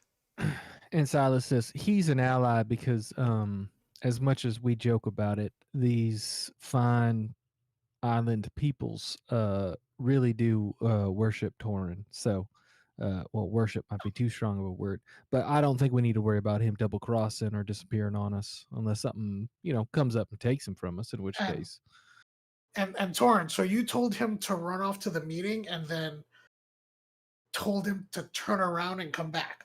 and he did it, okay. and he Wow. ran all night, like literally ran. I had a Bibe here tell him that he should go warn the tribes of what's going on. During that conversation, he told the Bibe that he knows the best, fastest route to the ziggurat and how to avoid the patrols. But Abibe, taking my words quite literally into heart, told him he should go. We were not there, and had Silas here have him come back and meet us because taking a couple days off of our journey and avoiding patrols seemed like the better idea. Okay. All right, and as you cast your identification spell on the axe, you learn its properties. In fact, Hooray. you learn its name. The great axe is called the Whispering One, and It's It Guy. is a +1 great axe that grants 120 dark vision and advantage on stealth checks. Ooh. So I have made the item. If anybody wants it, y'all let me know. My Listen, my listen player to senses are Tori. my player senses are tingling like that shit's gotta be cursed. Right. So identify doesn't determine if it's cursed or not. It's just Nope. No, just Ah. identify his properties. Um So if you Maybe- could just attune to it and let us know if it's cursed. Yes, and I'm pretty sure identify says requires attunement. It requires Let me attunement. see. If it doesn't, it requires attunement. what I am Uh, assuming Fiddy tells us all this. Yes. It said, yeah, you learn whether any spells are affecting the item and what they are. If the item was here, I'll just put it on that thing. It Yep. won't. It won't tell you if it's cursed. Oh, okay. What's it called again? The Whispering whispering one. one. That doesn't seem like a cursed item name at all. That sounds. I don't see it. It sounds like you already have a bunch of these items that do this, and this one's just telling you straight up, "I'm gonna whisper to you, motherfucker." +1. The dark vision might be nice, but I'm not really the sneaking type. Although I you see do Which you, is have why you need mithril this. Why armor. you need this. Even just to carry it and look in the dark, it's just the dark vision great axe. You don't actually fight with it. Was there something else that you needed me to check as well? This jeweled skull and these wooden earrings. I'll have to think on the axe. I don't know when I get remove curse, but I might get remove curse at some point. So just keep that in mind. Okay. Funny enough, I have remove curse, Oh gosh. Nice. but I don't think I'd be able to remove a curse from myself, or I'd want to remove a curse from myself if I'm cursed. So, Fiddle lets you know, as tired as he might be, that hey, this axe is called the Whispering One. Requires attunement. It's +1 weapon and gives you dark vision 120 and stealth, makes you really quiet. Mechanics advantage on stealth. Stealth. All right. Advantage on stealth. He starts to rub the skull in his lap, and skull is considered a bullseye lantern. Bull's lantern. Yep. And the direction of light is based on the direction of the way the skull faces. Oh. And is it magical light or just light? Whatever the bullseye lantern says. Oh, it's an actual thing. Sorry. I thought you- Yeah. Bullseye lantern. And the last item you said was handed over. I'll check this as well. It's a pair of earrings. The wearer of the earrings becomes proficient in athletics checks to climb as long as their hands and feet are bare and touching the surface. Oh, like spider climb? Not exactly, but you get proficient in athletics checks to climb as long as your feet and hands are bare and touching the surface. Sounds like something you could use, guy. Are you already Like really good at it? proficient? I show the guys that I could run up a tree. Can you just put the? I wonder, does the earrings need attunement? Because I just want to see if he does anything else with the earrings on. Like, does it? You I just do. teleport up there? doesn't require attunement. But guy just runs up the tree, tick, tick, tick, tick, tick, tick, then turns around and So runs no down earrings for without you. earrings. I don't need it. It would help on if Difficult I lost terrain? footing, but to actually get up this tree, I do it again. And he runs up I like what I do is that when I run up the tree, I kind of like backflip when I get to the top Yep, to get back yep. to the ground.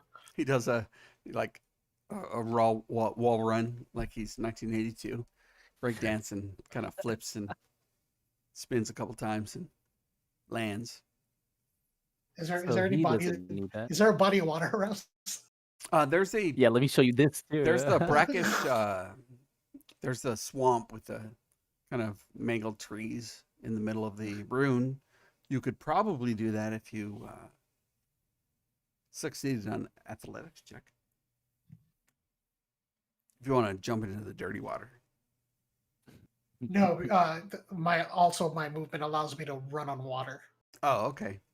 Perfect. Yeah, he's just gonna show he just really doesn't Yep. need earrings at So all. he literally runs up and just flies off, and you see him spin half gainer over half gainer and lands on the water and doesn't splash into the water, and he kind of just tiptoes off. Tip, tip, tip, tip, tip, tip, tip. All right. Well, we've determined that Guy doesn't need this. I think Torn will look good in earrings. The more My mobile he can make you. Gauntleted hands and Oh yeah, heavy you can have boots you have and- to have bare hands. I mean, I would be carrying my trident all the time, so I don't know if I would have bare hands. But I don't fight with it. How about you? You wear shoes, guy? I wear. I mean, sorry, not guy, Fiddy. Do I have shoes on? I don't have any special shoes. I have just regular shoes. Mm-hmm. So I don't think you can use it. Oh, I have to be barefoot and barehanded. Okay. Mm-hmm. I mean, I'll take the earrings until somebody else needs them. At least they're being used somewhere. Okay. Yeah. I mean, there's other places to pierce. I'm just Wow. That was wow. a Sorry. delayed reaction by me. Okay. I will put the magic item on your character as soon as I figure out how that works. Mhm.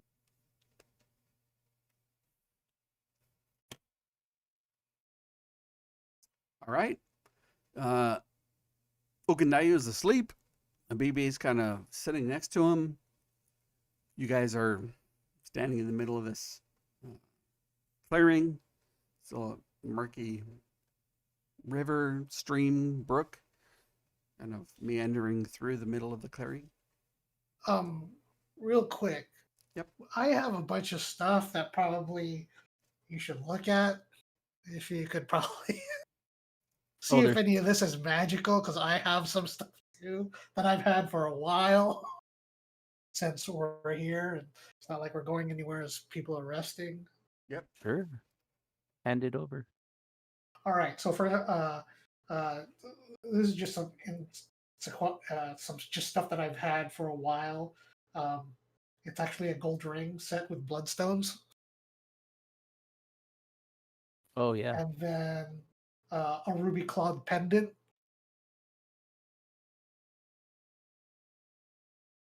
And then a gold chalice with copper inlay. So you spend the next half hour going through these things, studying them. They don't appear to be magical, but they're finely crafted and probably worth a decent amount of money. Ah, good. Then this will be perfect for our king's treasury.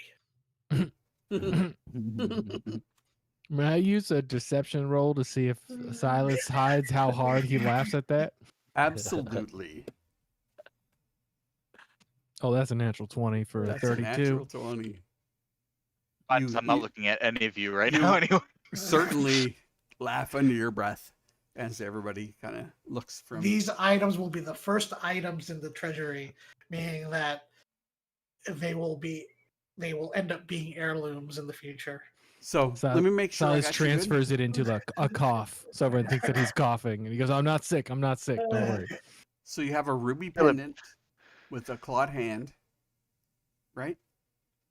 And what are the other 2 items? So I make sure we're where. You mean the 2 items that I gave? Yeah, I think you gave 3 items. One's a rude bender with yeah. a clawed hand. One, sorry, let me look at it again. The gold ring, a gold ring set with bloodstones, a ruby clawed pendant, Yep. and the gold chalice. Yeah. None of them Now, are this stuff magical. was from ages ago. I just never had the opportunity. None of them are magical, but they're all well made. Cool. And anything on the bag holding that? Nope. All right, good. I'm square.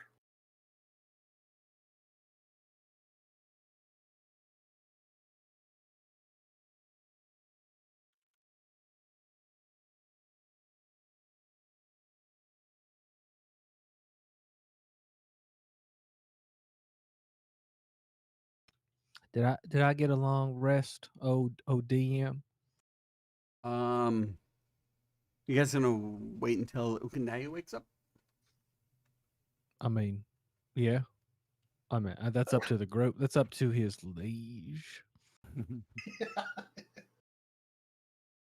Spend all day here, but give him a little bit of time.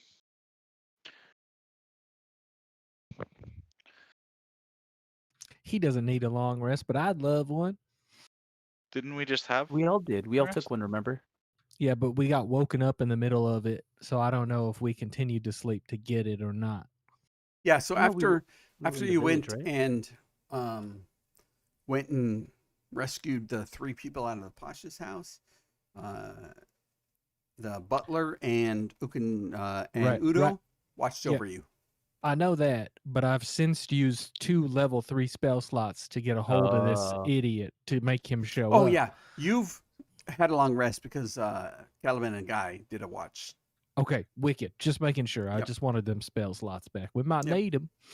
And Ukanaya woke up or emerged as the end of Guy's watch was happening, and Okay, cool. he is now sleeping against one of the trees Wicked. Let that man sleep. He's been running all night.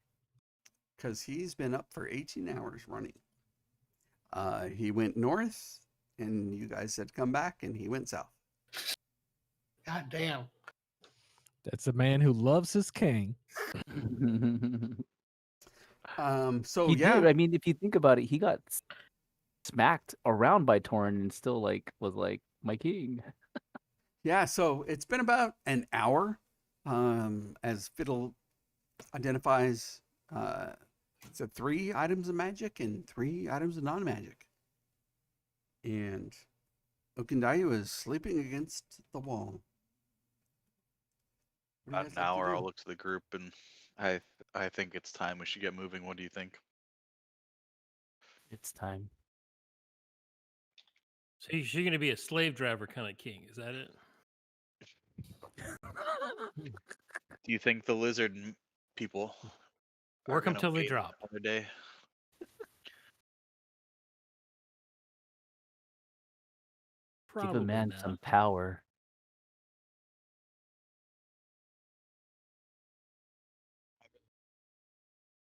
And I'm gonna kind of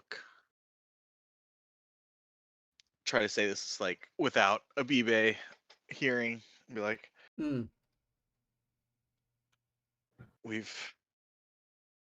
Fiddy's back. It's up to you guys. Do you want to continue with this? This isn't our fight. We could just go.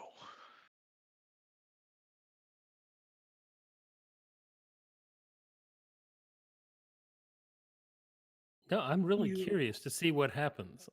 I want to see you squirm when they make you king. You can't abandon your people.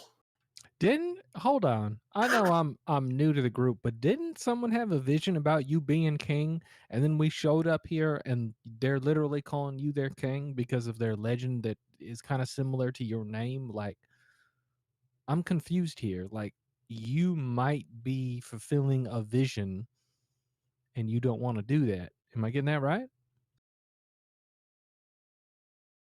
Maybe I've spent my entire life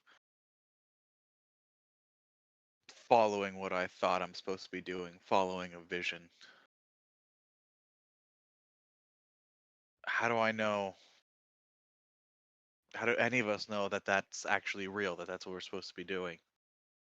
That what is being shown to us will actually happen or is what's best for the people we want to protect? How do we know any of it's real? We don't. Yeah, Torin, we don't know, but we have to follow what we as a group agree upon. Um, What does me being a king here in this far-flung island in a world we're not even from, how does that protect? Never mind. So as All, oh, all go I ahead. know, all I know is that I like to do good, and these snake people, they're not good. And at the very least, I would want to make a difference in that because I don't want villages slaughtered. Yeah, especially if they're following Tiamat.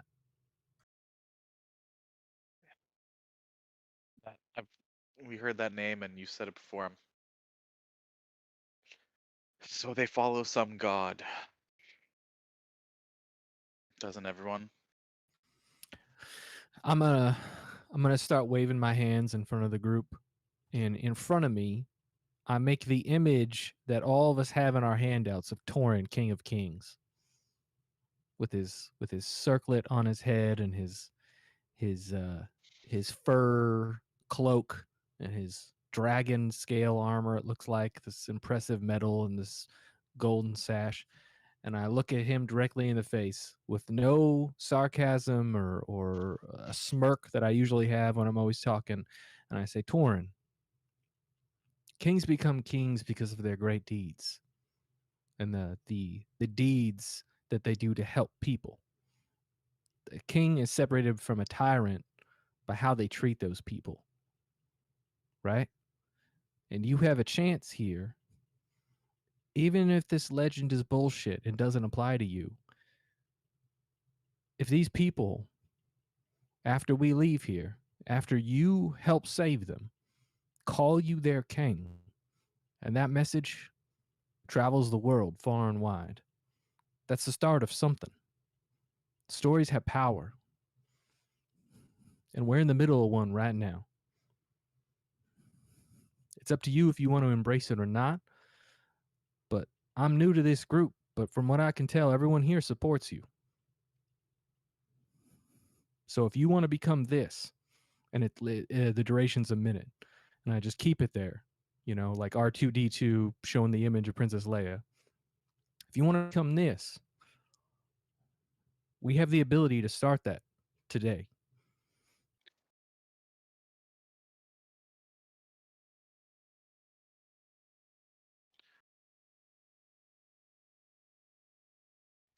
How much blood will that man cost? That's the point. Everyone's got a blood tally that they have, and King's definitely the highest among any man. But does that blood weigh against the lives saved? And right now, these people need somebody's help, and they're asking for your help.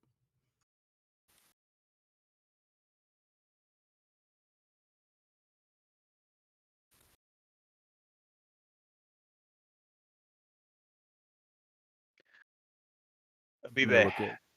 Oh, go ahead. No, Abibe wake looks, Ukundaya. and Abibe moves over, and he goes to shake Ukundayu's shoulder, and Ukundayu kind of like shakes restfully in his sleep, and then he says, Keenan, the king, wakes up, and as Abibe wakes him, and he kind of blinks his bleary eyes and looks to the rest of the group. Sits forward and says, how can I serve you, my king?" Did I hear that? Yeah. What did you just say? He blinks a couple times and he looks at Abibe. What is he saying? And Abibe looks back to Ugundayu and says, "Yes, what you just said." And Ugundayu shrugs. I don't remember what I said.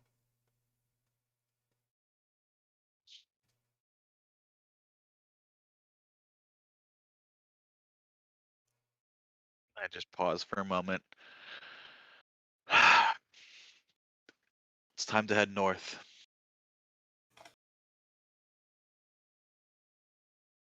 Abibe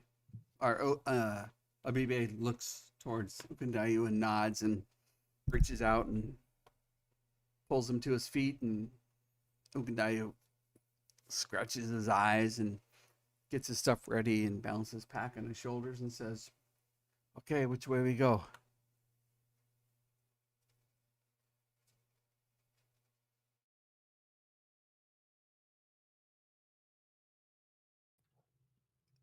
We all look at Torn. To the tribes. To the tribes. Very well. Let us go. And he starts heading through a game path to the north. I will roll him a d20, but it will be at disadvantage.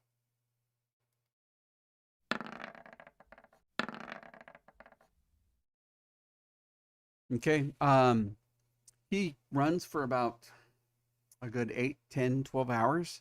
As you guys follow him, you Why does he always have to be running? The scout. he's running. I mean, you guys can say, "Hey, don't run. I'm tired. Can we walk?" Why is Guy thinking that? He's like the runner too. That's funny. But No, yeah, but this guy goes for 16 hours straight. he's running. You guys make your way to. He continues, and the sun alights in the sky and dims in the afternoon, evening, and they will make a survival check. Anybody else can make one too. Too deep in thought.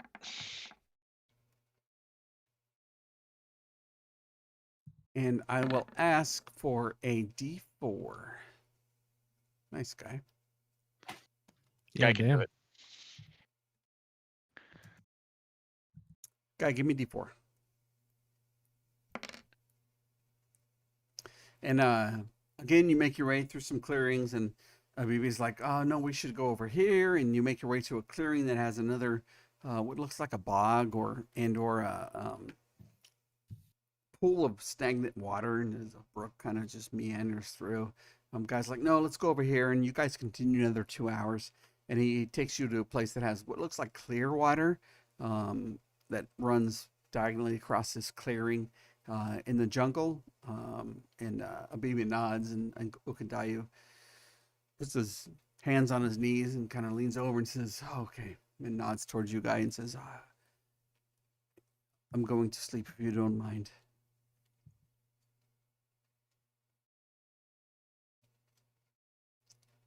And leans against the wall and instantly falls asleep. So are you guys going to take a watch? First watch is probably be even a harder time sleeping than usual. So you said something about water? Yeah, there's the first one they went to was very similar to the one you were at. It had some brackish water and some trees growing on the banks of this water. The trees didn't look very healthy, and you're like, "Nah, let's continue on for another hour or so." And you continue down river, and you come to a area that has what looks like a nice spring. The water's not brackish. There's no mangled trees growing from it. And Abiba nods to you, and Ukandai's like, "Yes, this is a good place. Let's take some. Gotcha. Let's get some sleep." And he instantly leans up against one of the palm trees that grow near the bank of the lake and is asleep. He deserves it. I kind of make him comfortable and like I don't know, give him a pillow or something. Okay. As you pack your pack and you put it behind him, you move him and he does not budge. I mean, he doesn't wake, doesn't start, doesn't do anything. He's fast asleep.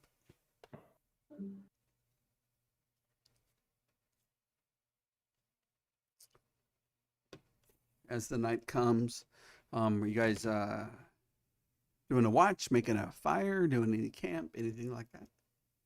Yeah, so I'll start doing my deal with making making dinner and all that Okay. stuff. So, First guy watch when it's banks a little fire, starts making food. So you guys can take a short rest and get guys chef bonuses if you want. And Torin, go ahead and roll a perception check. Perception check. And Yeah, perception twerk. exactly. He's over the I fire what? just doing his thing. And let me get a D20 roll from Guy.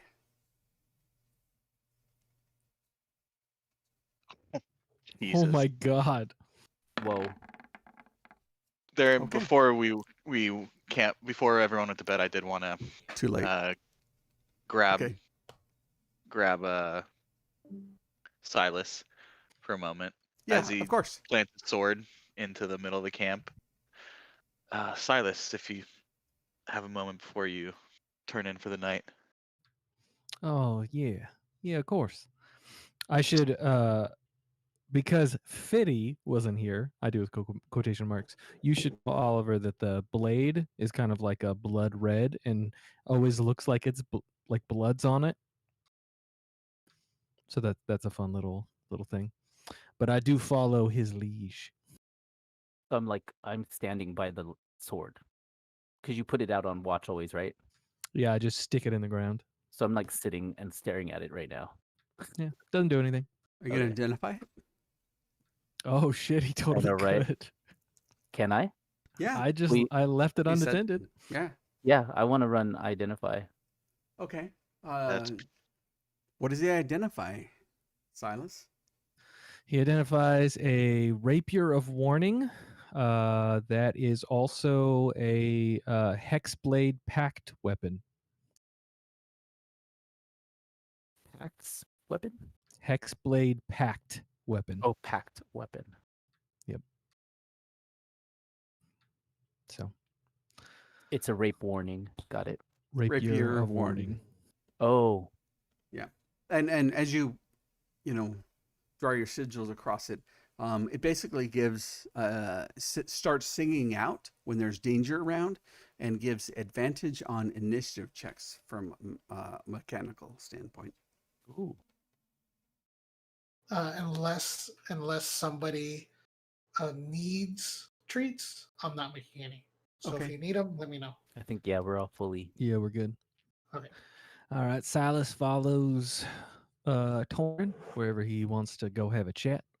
no, I'm not trying to like make a secret conversation. It's just Mhm. I'm actually sitting around the campfire, actually going to look towards the blade as Fiddy's like enthralled by it. Yeah, if he's gonna murder me, he's gonna do it in front of the party. That's how King does it. It's an interesting weapon that you have there. Yeah, that's definitely the short way of putting it. I suppose you want to know how I came upon such a thing. It definitely piqued my interest. If I'm going to become whatever I'm supposed to become, if any of that is true, I'm gonna need all the power I can get Yeah, wherever I can get it. I hear you. I would advise some temperance, though. I can tell you that power like that doesn't always come to people uh, when uh, when they need it, and if they desperately need it, uh, a bargain is usually one-sided. So I found it sticking out of a mark, a target that I was given to find, and apparently bounty hunter had found him before I did, and they got in a bit of a quarrel. Both of them killed each other. They were on each other's blades, but that one there, and you notice it's the rapier of warning. But there is another rapier that's sitting on his belt, which is the rapier that he showed up with. But it was, and he takes the rapier off of his belt. It was in this before. Now this is just a normal rapier, but apparently it's a creature. I'm not quite sure. You know, it's indiscernible, um, but it grants me some power, like you said.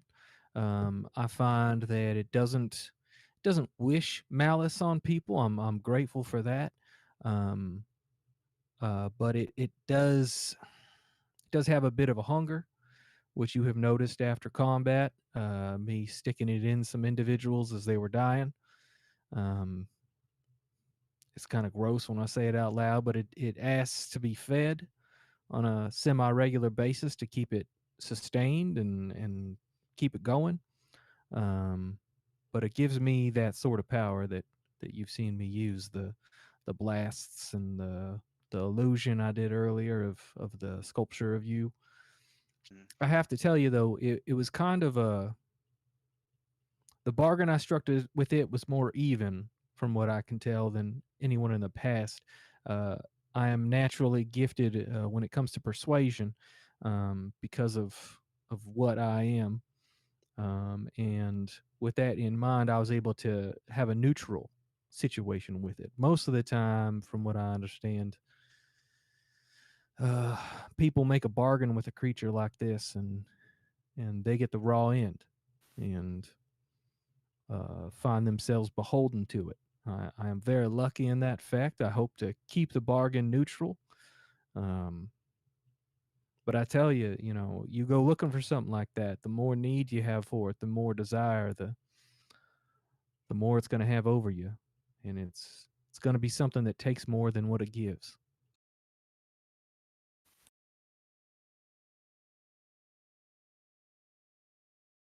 Just met, but maybe one day I'll tell you more. But that's pretty much the story of my life. If I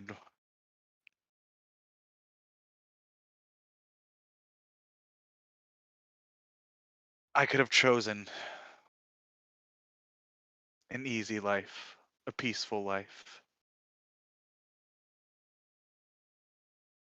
filled with love and friends and family.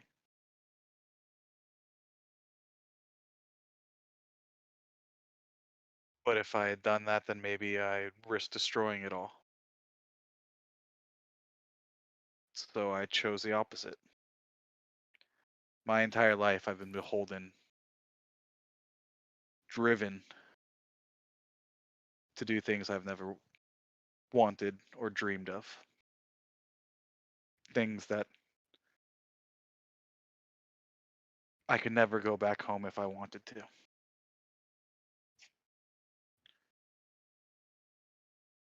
So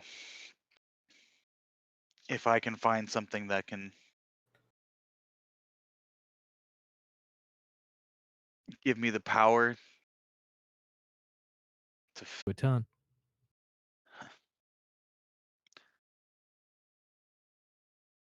I look around towards the rest of the group and you're right. I may have lost one family, but I did that to protect them. And in doing so, it seems I've found another that well, that protects me. May I make a suggestion and a bit of an observation based on our short time together? I called you over to talk, so yeah. Of course. When things are their darkest and it seems like we might all die, you have made one selfless decision after another. Put yourself in harm's way to protect people. Evil people don't do that, Dorn. And I know that whatever code you have, it involves your friends. And I've seen you make that decision over and over and over again. And each time you've protected these people. And yes, you've been harsh with some of them. And I look over to the sleeping guide, sleeping scout. But it's always towards an end. And if you're looking for power to help you get where you need to go and to achieve your goal, I say as long as you keep making these same decisions, these people are your power, right? No one becomes king by themselves. And now that you've got a bard / bounty hunter with you, maybe I can fill some niche in your repertoire, and we can keep you alive and get you there and maybe make sure that your soul isn't as stained as you think it will be.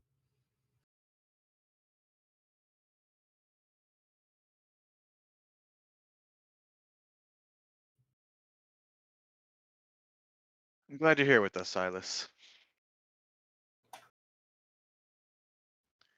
Even though you are still a right bastard. And I walk away, laughing. I kind of call out to him as he walks away. Maybe that could be my title. And I'll go see if Guy's done cooking. You walk over. Guy smiles towards you and gestures towards his fire. If there's any RP you guys want to do, go ahead. Nothing black or with tentacles, right? No, it's a moose stew. Sounds good to me. It's a little bit. It's dry aged from it being in the bag of holding for a little bit, so it has a little kind of funk, and that's normal. So wondering, not sure if the food smelled like Fiddy or Fiddy smelled like the food, but I'm sure it's great.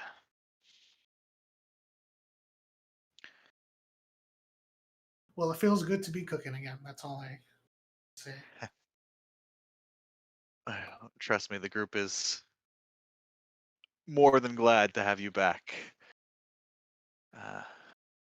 The thought of having to go through this jungle on rations,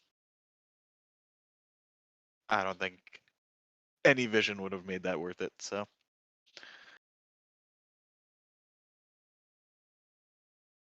As you take the bowl from Guy, you, as you always do, smell it to make sure it's either fresh or at least Guy's cooking. You smell that from the familiar aroma that you think back to the tavern when you were brawling for sport and Caliban and Guy were there, and you think back and you're still a young man, but then you were just a fighter. You take a sip and you remember the night you guys have had together after the tavern's closed, and you three of you sit around and just kind of BS and have those conversations with each other, and have some pints, and whether it's pints of ale or pints of fresh fruit or pints of crystal clear water. It kind of you get a bit nostalgic about that, and you nod to Guy and sip on his spicy hot soup that almost feels like home. The night goes by and the next watch comes through and there's no issues, and you guys wake in the early morning and Okandayu's up and ready to go, and smiling, and Abibe smiling, and Udo smiling. And is there anything you guys want to go before you head out for the day? I have nothing. We could start running. I walk quietly as we're walking. Quietly walk next to Torin, and I look up to him and say, I'm glad you have made a decision to follow your path. And then I walk ahead of him, following after Guy, running, trying my best. But I'm younger now, so I can keep up a little bit. Yep. And so you guys travel into the day, into the night. Since you have Okundayu as a guide, there are no random encounters, and you make half the time. So after about 2 days worth of running, camping during the night, kind of catching up on what you guys have done, in the middle of the day, on the third day, you break through, clearing 200, 300, 400 yards open, and you see what look like 9 different camps set up, each wearing different accoutrements on their body, different symbols upon their head, different paintings upon their body. You see, the dark raven, Abiba points out, and the strong bear, and the quick eagle. And he continues on, and the swift shark. The rumors amongst the tribe are that 4 of the tribes have been killed by the lizard people as they tried to make their way to this gathering. There are scouts on the outskirts keeping lizard people and other predators from joining the room. As Ukundayu and Abibe come through, they're met with welcome, and the other tribes kind of stand up and they look around to see who else is there. And then as Torin breaks through the tree line, there are whispers and murmurs amongst the group, and all 1,200 tribesmen kneel down, and they all echo the same chant, and it's Keenan the King. And that's where we'll end tonight's episode. The king has arrived.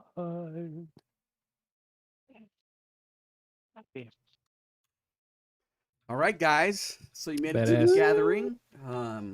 Some higher regarded than others, but using Ukundayu, you've definitely made a good decision to get him there, because it could have been 8 days worth of random encounters, but not so much. Called him back. He met with you and found where you were, and you guys made it to the gathering. So, I mean, the weight's on Keenan the King, whoever that might be.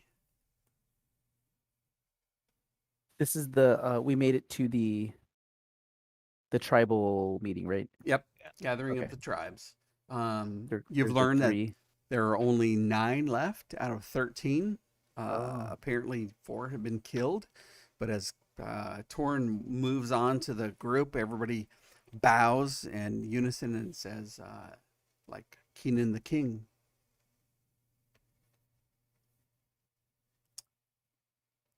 Why did you think you're king again? Prophecy, I believe. Oh, Rick, you're so kind, leveling us up for getting here. That's such a good DM move. Not so fast. So yeah, I mean, we've probably got, like, if we go fast, one more session on the arc, and you will level by the end of that session, which Hell yeah. also means that if you do level, you will be able to pull in Tasha's stuff. So if we want to Ah, realign and add some stuff to your characters, we can come up with a good way to do that. I mean, I know Gaia said, hey, I want to try this other subclass.